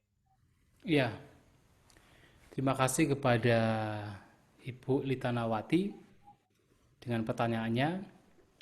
Tentu apa yang telah dibahas dari awal itu ya salah satu latihan kita. Bagaimana kita melatih untuk terus merenungkan bahwa apapun pengalaman yang kita alami sesungguhnya bukan milikku, bukan aku, bukan diriku. Kita memberikan pemahaman dalam batin kita dengan merenungkan ketidakkekalannya, dengan merenungkan sifat kekosongannya, bahwa kita jasmani kita, bahwa kita sebagai makhluk hanya sekedar yaitu perpaduan dari berbagai gugusan, berbagai unsur, dan kita melihatnya sebagai anatta, itu caranya. Sebenarnya yang kita perlu lakukan adalah terus mengembangkan latihan-latihan seperti ini yang disebut sebagai anatta sanya, disebut sebagai persepsi anatta. Nah, kalau kita itu selalu mengembangkan persepsi anatta dengan cara merenungkan ini bukan milikku, bukan aku, bukan diriku, maka kekuatan persepsi ini juga semakin kuat. Sehingga apa, setiap kali mungkin ada pujian, ada celaan, mungkin ada hal-hal yang tidak baik yang datang kepada kita, orang yang mungkin berkata kasar, berkata yang tidak menyenangkan, kita tidak marah. Karena persepsi anatta kita itu lebih kuat daripada ya orang yang memarahi kita. Tetapi kalau kemudian kita itu tidak mengembangkan persepsi anatta, tidak pernah merenungkan ini bukan milikku, bukan aku, bukan diriku, ya memang itu akan menjadi sangat sulit. Ketika dipuji, oh kita gembira sekali. Nah, aku kita menjadi kuat. Nah, begitu kita dicela, kita menjadi menderita. Nah, aku kita itu menderita. Nah, tetapi kalau kita itu selalu mengembangkan perenungan demikian, ya itu akan semakin luntur. Tetapi walaupun demikian, bukan berarti kemudian kita menjadi kecewa kalau misalnya persepsi atak kita itu ya masih muncul, ya, karena memang itu semua adalah latihan, itu semua adalah, kalau bahkan Sang Buddha kepada seorang pengembara Bahya Dudusri yang begitu batinnya begitu matang masih mengatakan Evan Food kita bang, inilah yang harus dilatih. Ini latihan untuk melenyapkan persepsi bahwa ada atta. Kalau misalnya muncul, renungkan lagi tentang anatta, muncul lagi, renungkan lagi tentang anatta, tidak masalah. Itu yang mesti kita lakukan. Ya, demikian ya, semoga bisa membantu. Ya. Baik, terima kasih. Pertanyaan selanjutnya dari Zoom lagi, silakan. Bisa ditampilkan.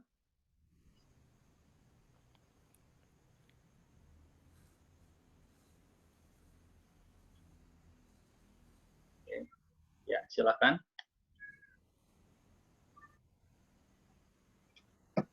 Wira atau Pak Ardi? Wandami Bante, jika tidak ada diri, bagaimana kaitannya dengan perbuatan baik dan perbuatan buruk? Jika perbuatan kita itu baik, siapa yang menerima? Jika perbuatan kita buruk, siapa yang menerima?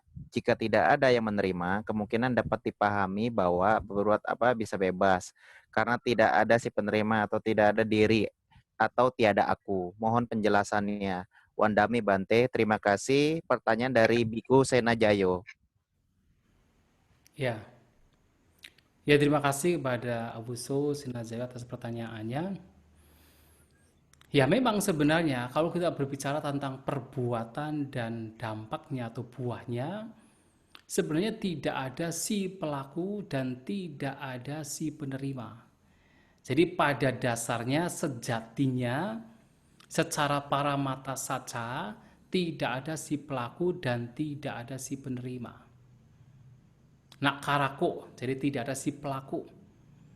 Nah tetapi yang menjadi masalah terkadang orang berpikir, kalau misalnya tidak ada si pelaku dan tidak ada si penerima, tidak ada si pelaku kejahatan, tidak ada si pelaku kebaikan, dan tidak ada si penerima kejahatan dan si penerima kebaikan, terkadang orang berpikir, berarti tidak masalah dong kalau kita berbuat buruk, toh tidak ada yang menerima, toh tidak ada aku, tidak ada Ata yang menerima.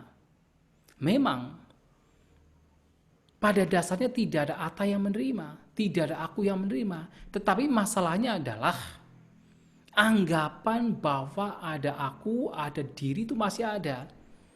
Anggapan yang begitu kuat dalam batin kita bahwa kita tuh melakukan sesuatu, ada si pelaku di sini itu masih ada. Anggapan bahwa ada si penerima itu masih ada. Sehingga karena anggapan ini masih ada, maka seseorang pun ketika mendapatkan buah perbuatan yang buruk, yaitu penderitaan, maka masih merasakan aku menderita. Dan betul-betul menderita. Dan ketika mendapatkan buah dari perbuatan baik, masih merasakan aku berbahagia. Nah orang mungkin mengatakan, oh berarti yang penting kan anggapan itu tidak ada. Walaupun kita merasakan buah perbuatan buruk, silakan kalau bisa. Tetapi masalahnya, untuk melenyapkan anggapan bahwa ada aku ini tidak semudah membalikan tangan. Itu sebuah kecenderungan, kebiasaan yang sudah begitu kuat mengakar dalam batin kita. Sudah dalam kehidupan yang tidak terhitung lamanya, tidak terhitung banyaknya, kita sudah terbiasa menganggap bahwa ada si aku yang berbuat dan si aku yang menerima. Sehingga kita tidak bisa mudah mengatakan tidak ada aku. Itu harus latihan. Untuk melenyapkan kecenderungan demikian, itulah kita melatih meditasi, melatih jalan mulia berunsur 8. Nah sehingga di sini mengapa walaupun tidak ada si pelaku, tidak ada si penerima dalam konteks paramata saja, dalam konteks kebenaran yang tertinggi, tetapi Sang Buddha masih mengajak para siswanya, apalagi pada para rumah tangga, untuk berbuat baik, untuk melakukan kebajikan. Supaya apa? Paling tidak walaupun persepsi anggapan bahwa ada aku itu masih ada, paling tidak yang dirasakan adalah kebahagiaan. Seseorang masih mengatakan aku berbahagia. Karena kalau sudah begitu mengatakan aku menderita dalam artian kebencian, karena kebencian itu persepsi tentang aku itu begitu kuat. Tetapi kalau kita itu batin kita bahagia, aku merasa bahagia, untuk mengarahkan batin kepada hal yang lebih mulia lagi itu jauh lebih mudah. Maka tetap yang melakukan kebajikan, melakukan hal-hal yang baik untuk membawa batin mengarah kepada spiritual yang lebih tinggi, melenyapkan semua kecenderungan tentang aku. Maka dalam hal ini, walaupun tidak ada si pelaku dan si penerima dalam konteks paramata saja, tidak ada Ata, tetapi perbuatan baik masih perlu dilakukan, karena selama seseorang masih bertumbuh lahir, persepsi aku, persepsi diri itu masih ada. Maka akibat atau dampak dari perbuatan itu akan masih ada selama seseorang bertumimba lahir. Berbeda kalau mereka sudah mencapai arahat, mereka sudah tidak ada persepsi aku, maka sehingga mereka tidak dilahirkan lagi, tidak menderita lagi, tidak harus mengalami penderitaan di alam sangsara, di alam tumimba lahir. Ya demikian ya. Terima kasih untuk pertanyaannya. Terima kasih Bante. Pertanyaan selanjutnya ada langsung dari peserta, raise hand silakan, Upacarika Ardi. Iya, makasih Romo Suhendri. Namo Buddhaya, Bante. Ya, namo Ya, Buddhaya. Bante, saya mau bertanya kembali mengenai penjelasan Bante terkait pancakanda yang membentuk sosok manusia. Mohon maaf tadi kurang jelas yang saya tangkap. Nah, pada saat proses patisandi ini, dari pancakanda ini, 4 kanda mana yang berproses lebih lanjut, Bante? Baik, makasih Bante. Iya. Tentu dalam hal ini, dalam seseorang itu patisandi vinyana, sebenarnya 5 kanda sudah ada di sana. Bahkan rupa kanda pun juga sudah ada. Karena dalam patisandi vinyana, ketika seseorang terlahir sebagai terutama, yaitu makhluk yang rupa masih memiliki materi, masih memiliki rupa, pada saat patisandi vinyana itu sudah ada rupa yang disebut sebagai citaja rupa dan kamaja rupa. Jadi ada rupa yang muncul dari karma, buah karma, dan juga yang muncul dari batin. Nah, tentu di situ lebih mengacu pada citaja, jadi rupa jasmani yang muncul dari batin. Dan itu sudah muncul pada saat patisandi vinyana. Dan yang lain-lain bagaimana? Jelas, semua muncul. Rupa, widana, sanya, sangkara, dan vinyana semua muncul di situ pada saat rupa, pada saat patisandi vinyana. Ya. Baik, makasih Bante. Ya. Baik, selanjutnya dari Romo Sudar, silakan Romo Sudar. Mic-nya dibuka. Mana? Ya, silakan. Romo. Ya, silakan mic-nya dibuka Romo Sudar, belum dibuka mic-nya. Ya, silakan bertanya Romo Sudar. Ya. Dipencet sekali lagi. Ya. Sudah ya? Sudah, silakan bertanya Romo. Ya, makasih Romo Hendrik. Namo Buddhaya, Bante. Ya, mudah-mudahan. Saya mau bertanya, seorang anagami telah melenyapkan loba dan moha, tapi kenapa bukannya dosa? Mohon penjelasannya, Bante. Justru anagami itu sudah melenyapkan loba dan dosa. Mohanya belum dilenyapkan. Sorry, mohanya Bante, ya sorry. Ya, betul ya. Ya, sorry Bante, sorry, benar Bante. Ya. Jadi kenapa bukannya moha Bante? Ya, Jadi loba dan dosa sudah dilenyapkan. betul. Tapi karena dia masih mau lahir kembali di alam Brahma, berarti kan masih ada delusi Bante. Ya. Mohon penjelasannya Bante. Ya. Ya, sebenarnya tadi sudah saya sampaikan walaupun secara tersirat bahwasanya seseorang yang mencapai Sotapanna, Sakadagami, dan Anagami itu masih belum melenyapkan sebuah anggapan persepsi adanya diri, adanya aku. Nah, itu disebabkan apa? Awija. Disebabkan karena moha. Sedangkan keserakahan dan kebencian bagi seorang anagami sudah lenyap. Sehingga seorang anagami sudah tidak mungkin menikah lagi. Walaupun seorang rumah tangga kalau mencapai anagami sudah tidak mungkin berhubungan dengan suami atau istri. Sudah tidak mungkin, impossible. Dan mereka juga sudah tidak memiliki kebencian. Gitu ya. Tidak ada kemarahan, tidak ada dengki, tidak ada dendam, sudah lenyap.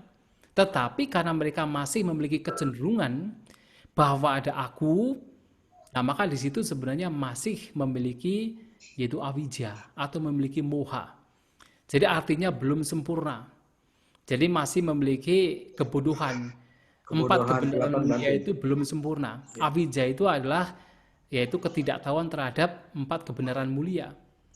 Moha juga sama dalam hal ini, ketidaktahuan terhadap 4 kebenaran mulia, dan itu belum sempurna.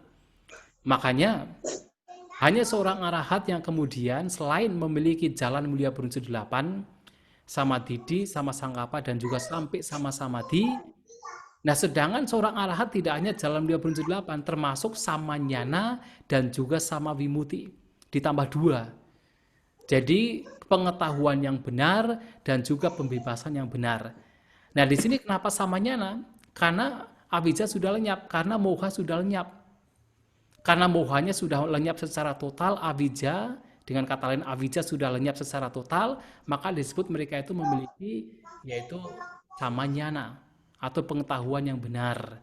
Sehingga pembebasan mereka juga pembebasan yang sudah mencapai puncak, mencapai akhir, maka disebut sebagai sama vimuti.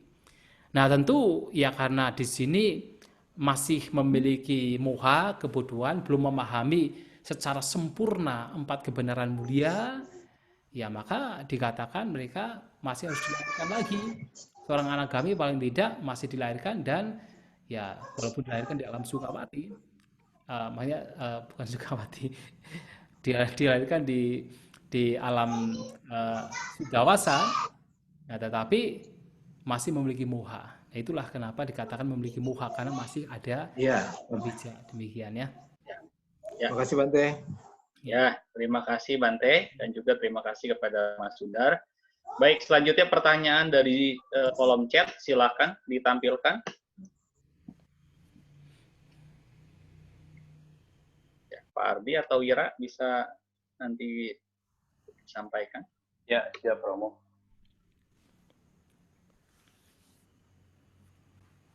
Ya, terima kasih kepada Bante yang telah memberikan pencerahan. Pertanyaan saya, bila sudah memahami semua ini, apakah akan timbul sikap masa bodoh karena ini bukan milikku, bukan aku, dan bukan diriku? Pertanyaan dari Romo Erdi. Ya. Ya, terima kasih kepada Romo Erdi atas pertanyaannya. Tentu akan berbeda sekali. Sikap masa bodoh, sikap apatis, sikap tidak peduli itu kan muncul dari kotoran batin. Muncul dari karena tidak ada kasih sayang, tidak ada cinta kasih. Sehingga muncul ketidakpedulian, sikap apatis, sikap masa bodoh. Sedangkan memahami anata di sini harus muncul dari kebijaksanaan. Berbeda. Kalau muncul dari kebodohan bisa memunculkan apatis. Tetapi kalau muncul dari kebijaksanaan, ya sikap apatis masa bodoh demikian malahan tidak ada. Malahan orang yang benar-benar memahami anatta dan melihat bahwa semua makhluk itu dibelenggu oleh penderitaan, orang demikian malahan memiliki compassion, memiliki kasih sayang yang besar. Itulah kenapa seperti seorang Buddha, sang Buddha dikatakan maha karuna. Kasih sayangnya itu begitu besar kepada semua makhluk. Mengapa para arahanta juga masih membabarkan dhamma? Karena melihat makhluk-makhluk ini masih dibelenggu oleh penderitaan. Nah, mereka itu memahami anatta, memahami tanpa diri dari apa? Dari kebijaksanaan, dari panya. Sehingga tidak memunculkan kotoran batin. Nah, sikap apatis di sini adalah kotoran batin. Ketidakpedulian di sini adalah kotoran batin. Nah, ketika seseorang ini menggunakan kebijaksanaan, mengembangkan yaitu persepsi anatta, sementara batin-batin yang positif lainnya itu masih berkembang. Hal-hal yang sifatnya kusala itu masih berkembang, kasih sayang, cinta kasih, kebijaksanaan, itu berkembang. Sehingga walaupun mereka terbebaskan dari semua kelekatan, dari semua upadana, tetapi batin-batin yang positif yang mereka miliki itu masih berfungsi di situ. Dan bahkan itu betul-betul sudah murni. Berbeda kalau yang lain biasanya walaupun ada yang positif tapi juga masih disertai dengan yang negatif. Tetapi seorang arahat, seorang Buddha betul-betul yang muncul dari setiap ucapan, perbuatan, dan pikirannya adalah yang positif. Maka tentu pikiran yang negatif, ketidakpedulian, apatis, masa bodoh malahan sudah tidak ada. Malahan itu lenyap. Yang muncul malahan adalah karuna, kasih sayang. Seperti sang Buddha kan disebut maha karuna. Jadi memiliki kasih sayang begitu besar. Dan itu karena apa? Memahami anatta dengan kebijaksanaan, bukan dengan kebodohan, tetapi dengan kebijaksanaan. Ya demikian ya. Iya, baik sekali ya jawabannya. Baik, terima kasih. Selanjutnya pertanyaan dari Zoom, silakan ditampilkan.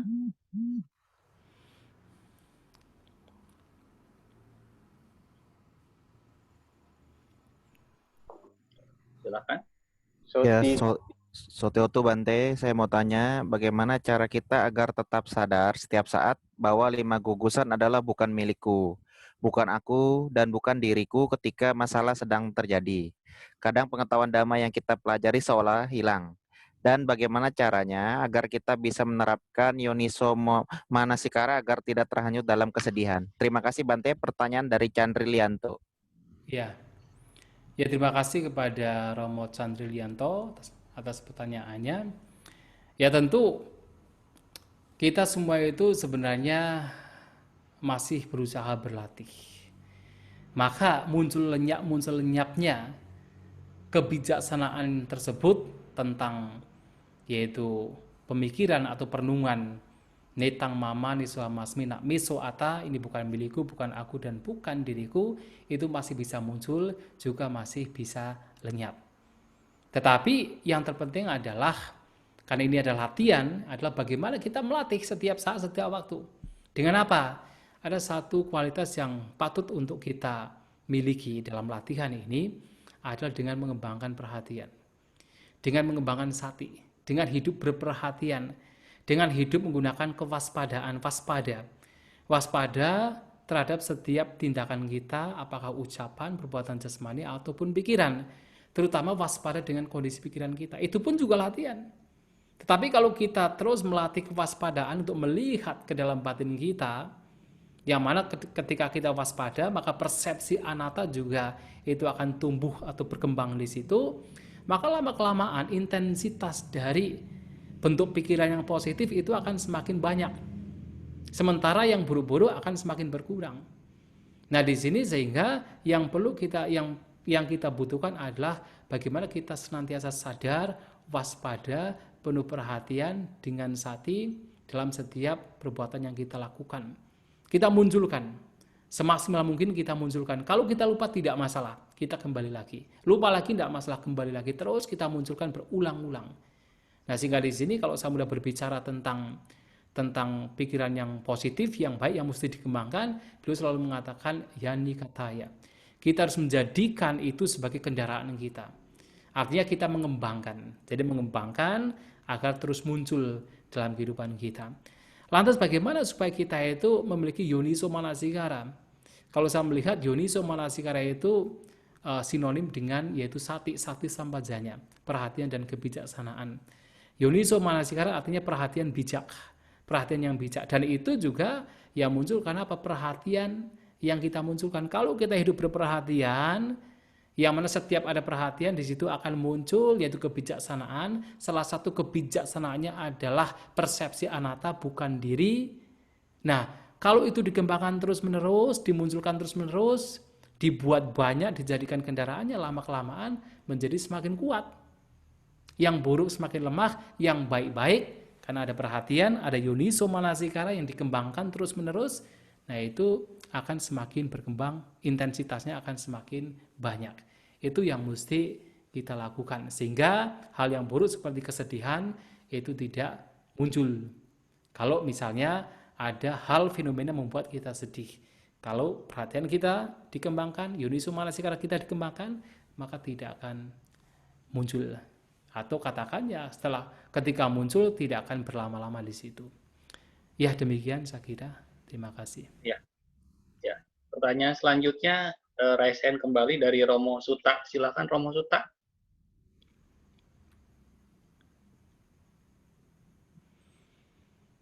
Sudah siap Romo Suta? Oke. Ya.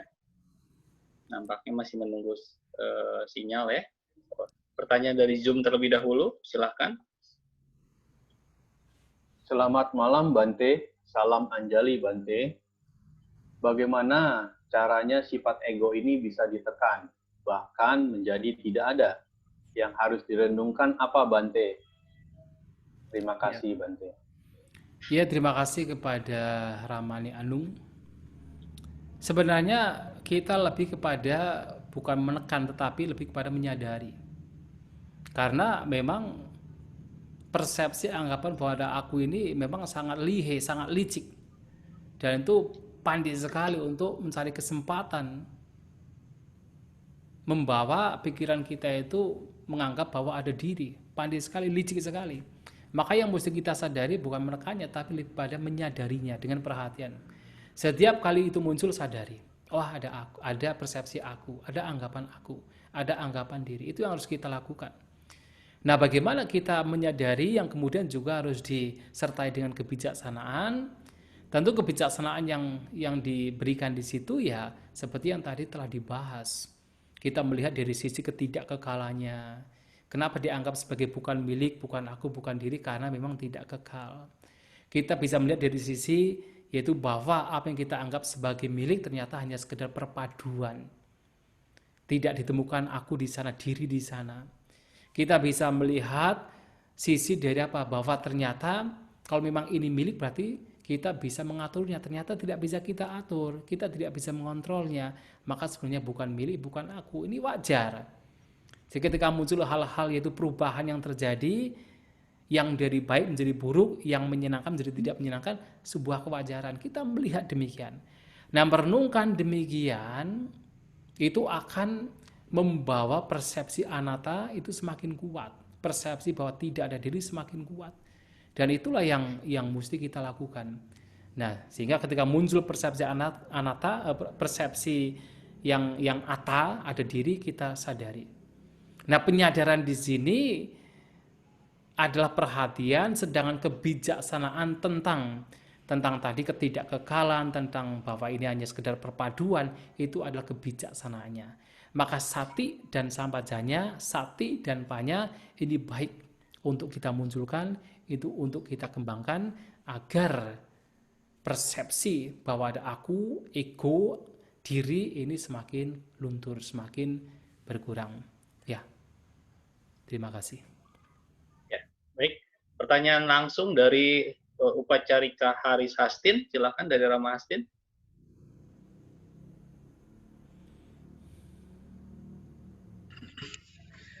Pandami Bante.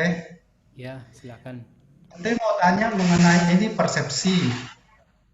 Kalau dalam proses kognitif itu kapan atau bagaimana proses kemunculannya Bante? Ya. Terima kasih Bante. Kalau kita melihat dari sutta, dari khotbah Sang Buddha, terutama di dalam Madhu Pindika Sutta, di sana disebutkan begini. Misalnya kalau kita berbicara tentang mata dan objek mata, mata dan bentuk.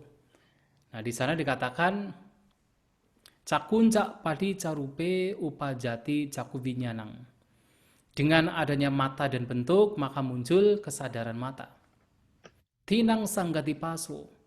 Dengan ketiganya bergabung, maka muncullah pasa, sentuhan, kontak. Ketiganya itu apa? Ada bentuk, ada mata, ada kesadaran mata. Nah, kalau ketiganya ini bergabung, maka pasa, kontak saat itu juga muncul. Pasa pacaya vedana. Dengan adanya pasa, kontak sebagai kondisi, maka muncul perasaan. Yang vedeti tang sanjanati. Dan apa yang seseorang rasakan itulah yang dia persepsikan. Jadi ketika ada vedana maka muncul sanya. Maka sanya di sini, persepsi di sini muncul karena perasaan. Begitu muncul perasaan maka muncul persepsi. Misalnya begini saja, gampangnya kalau misalnya kita pas meditasi. Kemudian tiba-tiba tangan kita itu ada seperti sengatan tergigit. Nah, pada saat muncul sengatan, muncul rasa tidak menyenangkan, ya kan? Ada perasaan. Jadi pada saat ada jasmani, kontak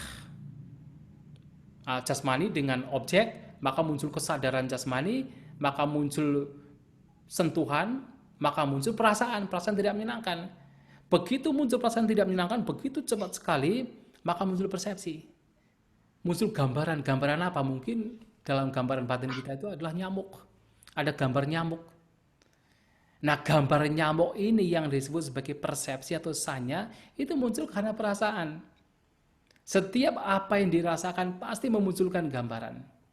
Maka dalam Madhu Pindika Sutta, ketika muncul perasaan, muncul persepsi.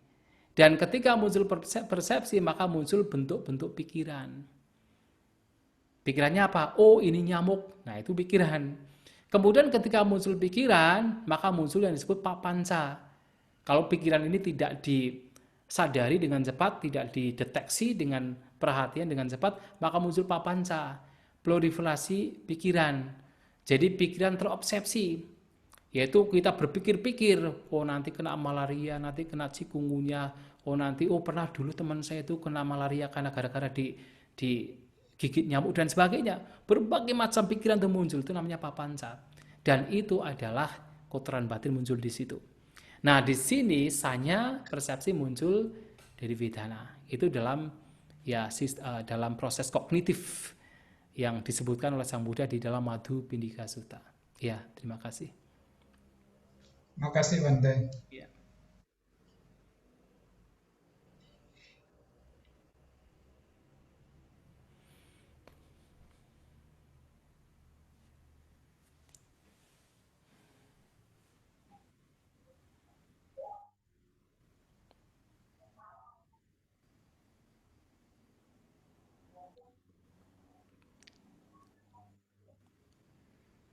Ya, ada pertanyaan? Ya, Namo Buddhaya Bante.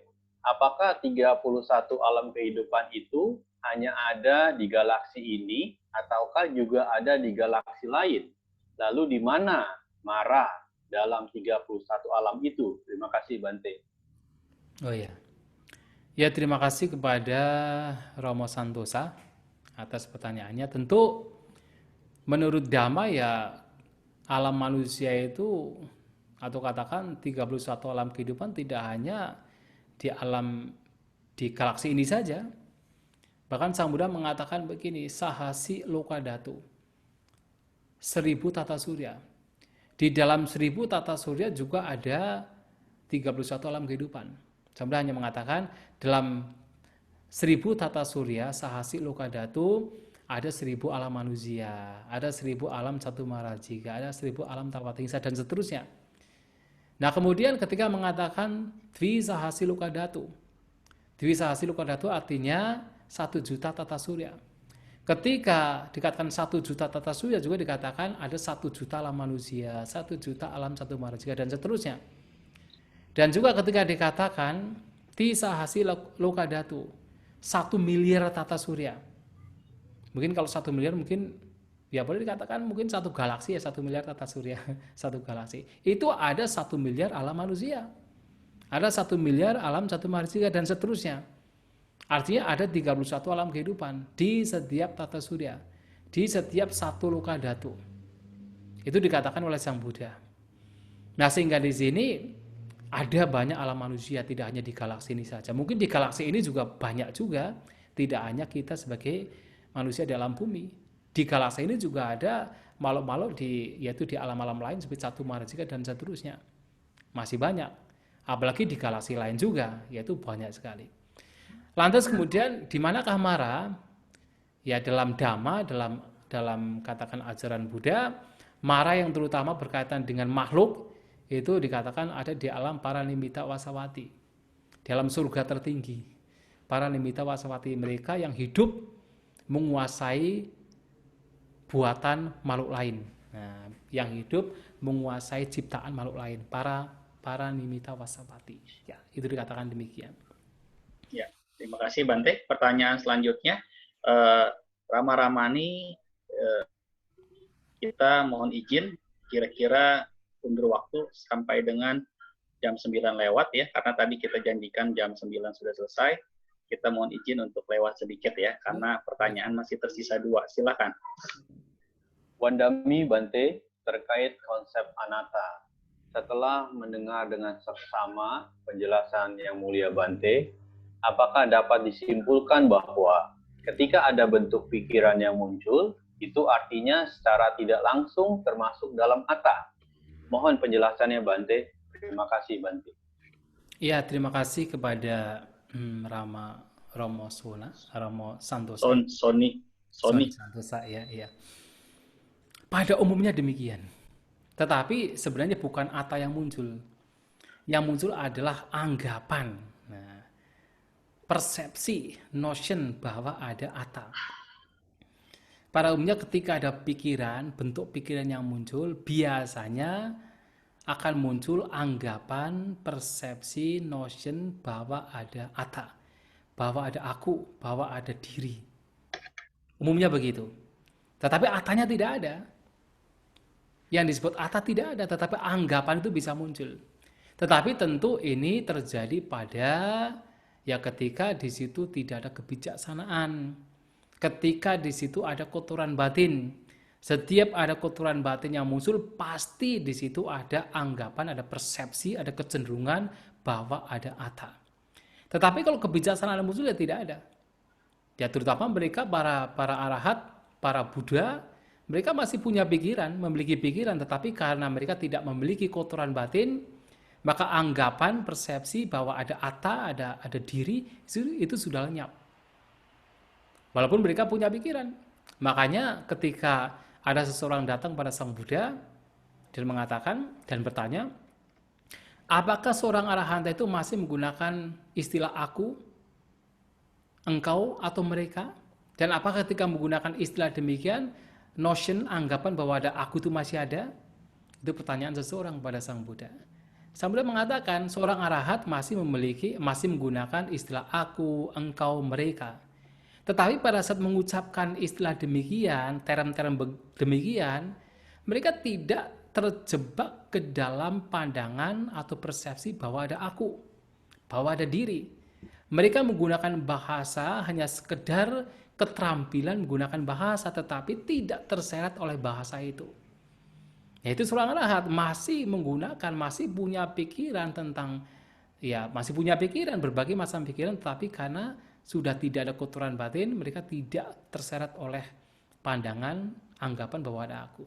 Tetapi kalau manusia biasa, ya kita makhluk biasa, begitu mengatakan aku, mengatakan saya, mengatakan dia, mengatakan mereka, persepsi bahwa ada aku di sini, ada aku di luar sana, itu sudah kuat, sudah muncul pada saat itu. Nah, sehingga latihan yang diberikan oleh Sang Buddha adalah menyadari. Ketika melihat, latih itu hanya sekedar melihat. Dan ketika itu terjadi hanya sekedar pengalaman. Tetapi kalau sudah ada pikiran yang bergerak, artinya bergerak dalam artian kita itu berpikir dengan kotoran batin, pasti di situ ada anggapan bahwa ada aku, ada diri. Ya, demikian ya. Terima kasih. Ya, selanjutnya pertanyaan dari kolom Zoom, silakan.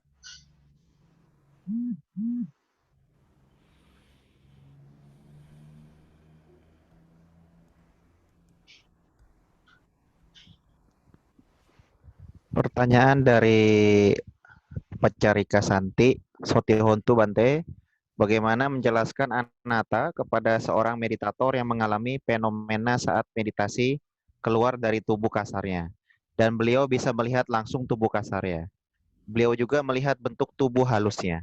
Apakah ada kaitannya dengan Jiwitindriya rupa ataukah Jiwitindriya nama? Terima kasih. Iya, terima kasih kepada Saudari Santi. Sebenarnya kalau itu terjadi pun sebenarnya itu adalah permainan pikiran.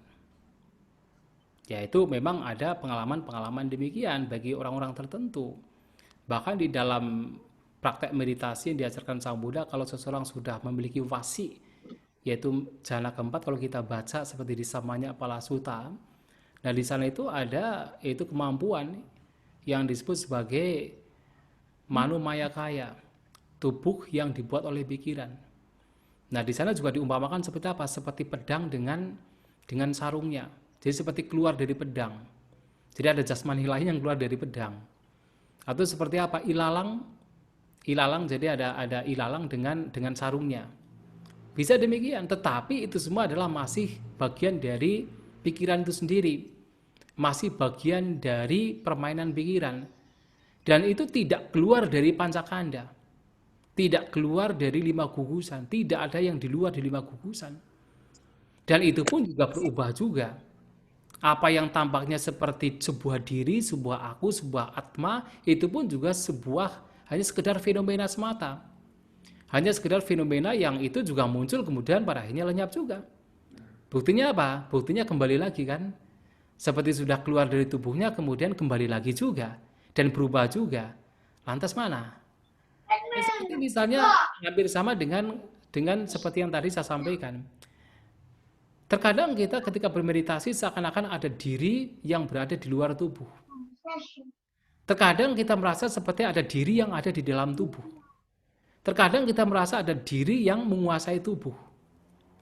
Tetapi pada saat itu terjadi, ya sebenarnya itu sebuah fenomena semata yang berubah-ubah. Ada sebuah anggapan bahwa ada diri yang berubah-ubah. Nah demikian pula pada saat mungkin seseorang mengalami seperti kejadian tadi, seperti ada yang sesuatu yang halus yang keluar dari tubuh dan melihat tubuhnya yang sedang, misalnya sedang duduk atau sedang berbaring, tetapi itu juga masih bagian dari pikiran, bagian dari bentuk pikiran. Dan itu ya tentu bukan disebut sebagai civita rupa atau civita indriya. Itu hanya sekedar pikiran itu sendiri yang membentuk sebuah yaitu persepsi bahwa ada sesuatu yang keluar dari tubuh ini. Itu juga bagian dari pancakanda, bagian dari 5 gugusan. Ya demikian ya. Baik, terima kasih. Itu adalah pertanyaan terakhir, Bante. Nah, kiranya Bante berkenan memberikan satu kesimpulan mengapa kita harus memahami sutta ini, pentingnya sutta ini untuk kita apa, menjadi closing statement dari Bedah Sutta malam hari ini. Dan kepada Rama Ramani bisa mohon di-mute terlebih dahulu suaranya sebelum Bante menyampaikan sesuatu. Ya, silakan Bante. Baik, terima kasih kepada Romo Suyendri, kepada Romo Ramani, Pandita Makabudi, khususnya Banten. Terima kasih dengan undangan yang telah diberikan dengan pembahasan Dhamma.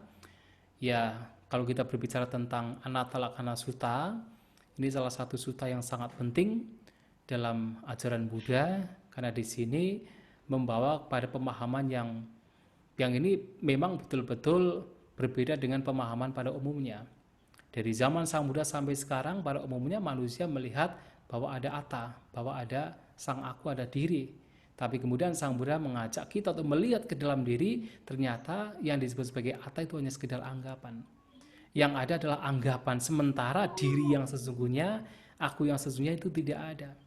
Dan yang menjadi masalah adalah anggapan bahwa ada aku, ada diri ini yang menjadi sumber dari berbagai bentuk penderitaan, termasuk pertengkaran, perselisihan, percekcokan, semua itu terjadi karena ada anggapan bahwa ada aku, ada diri.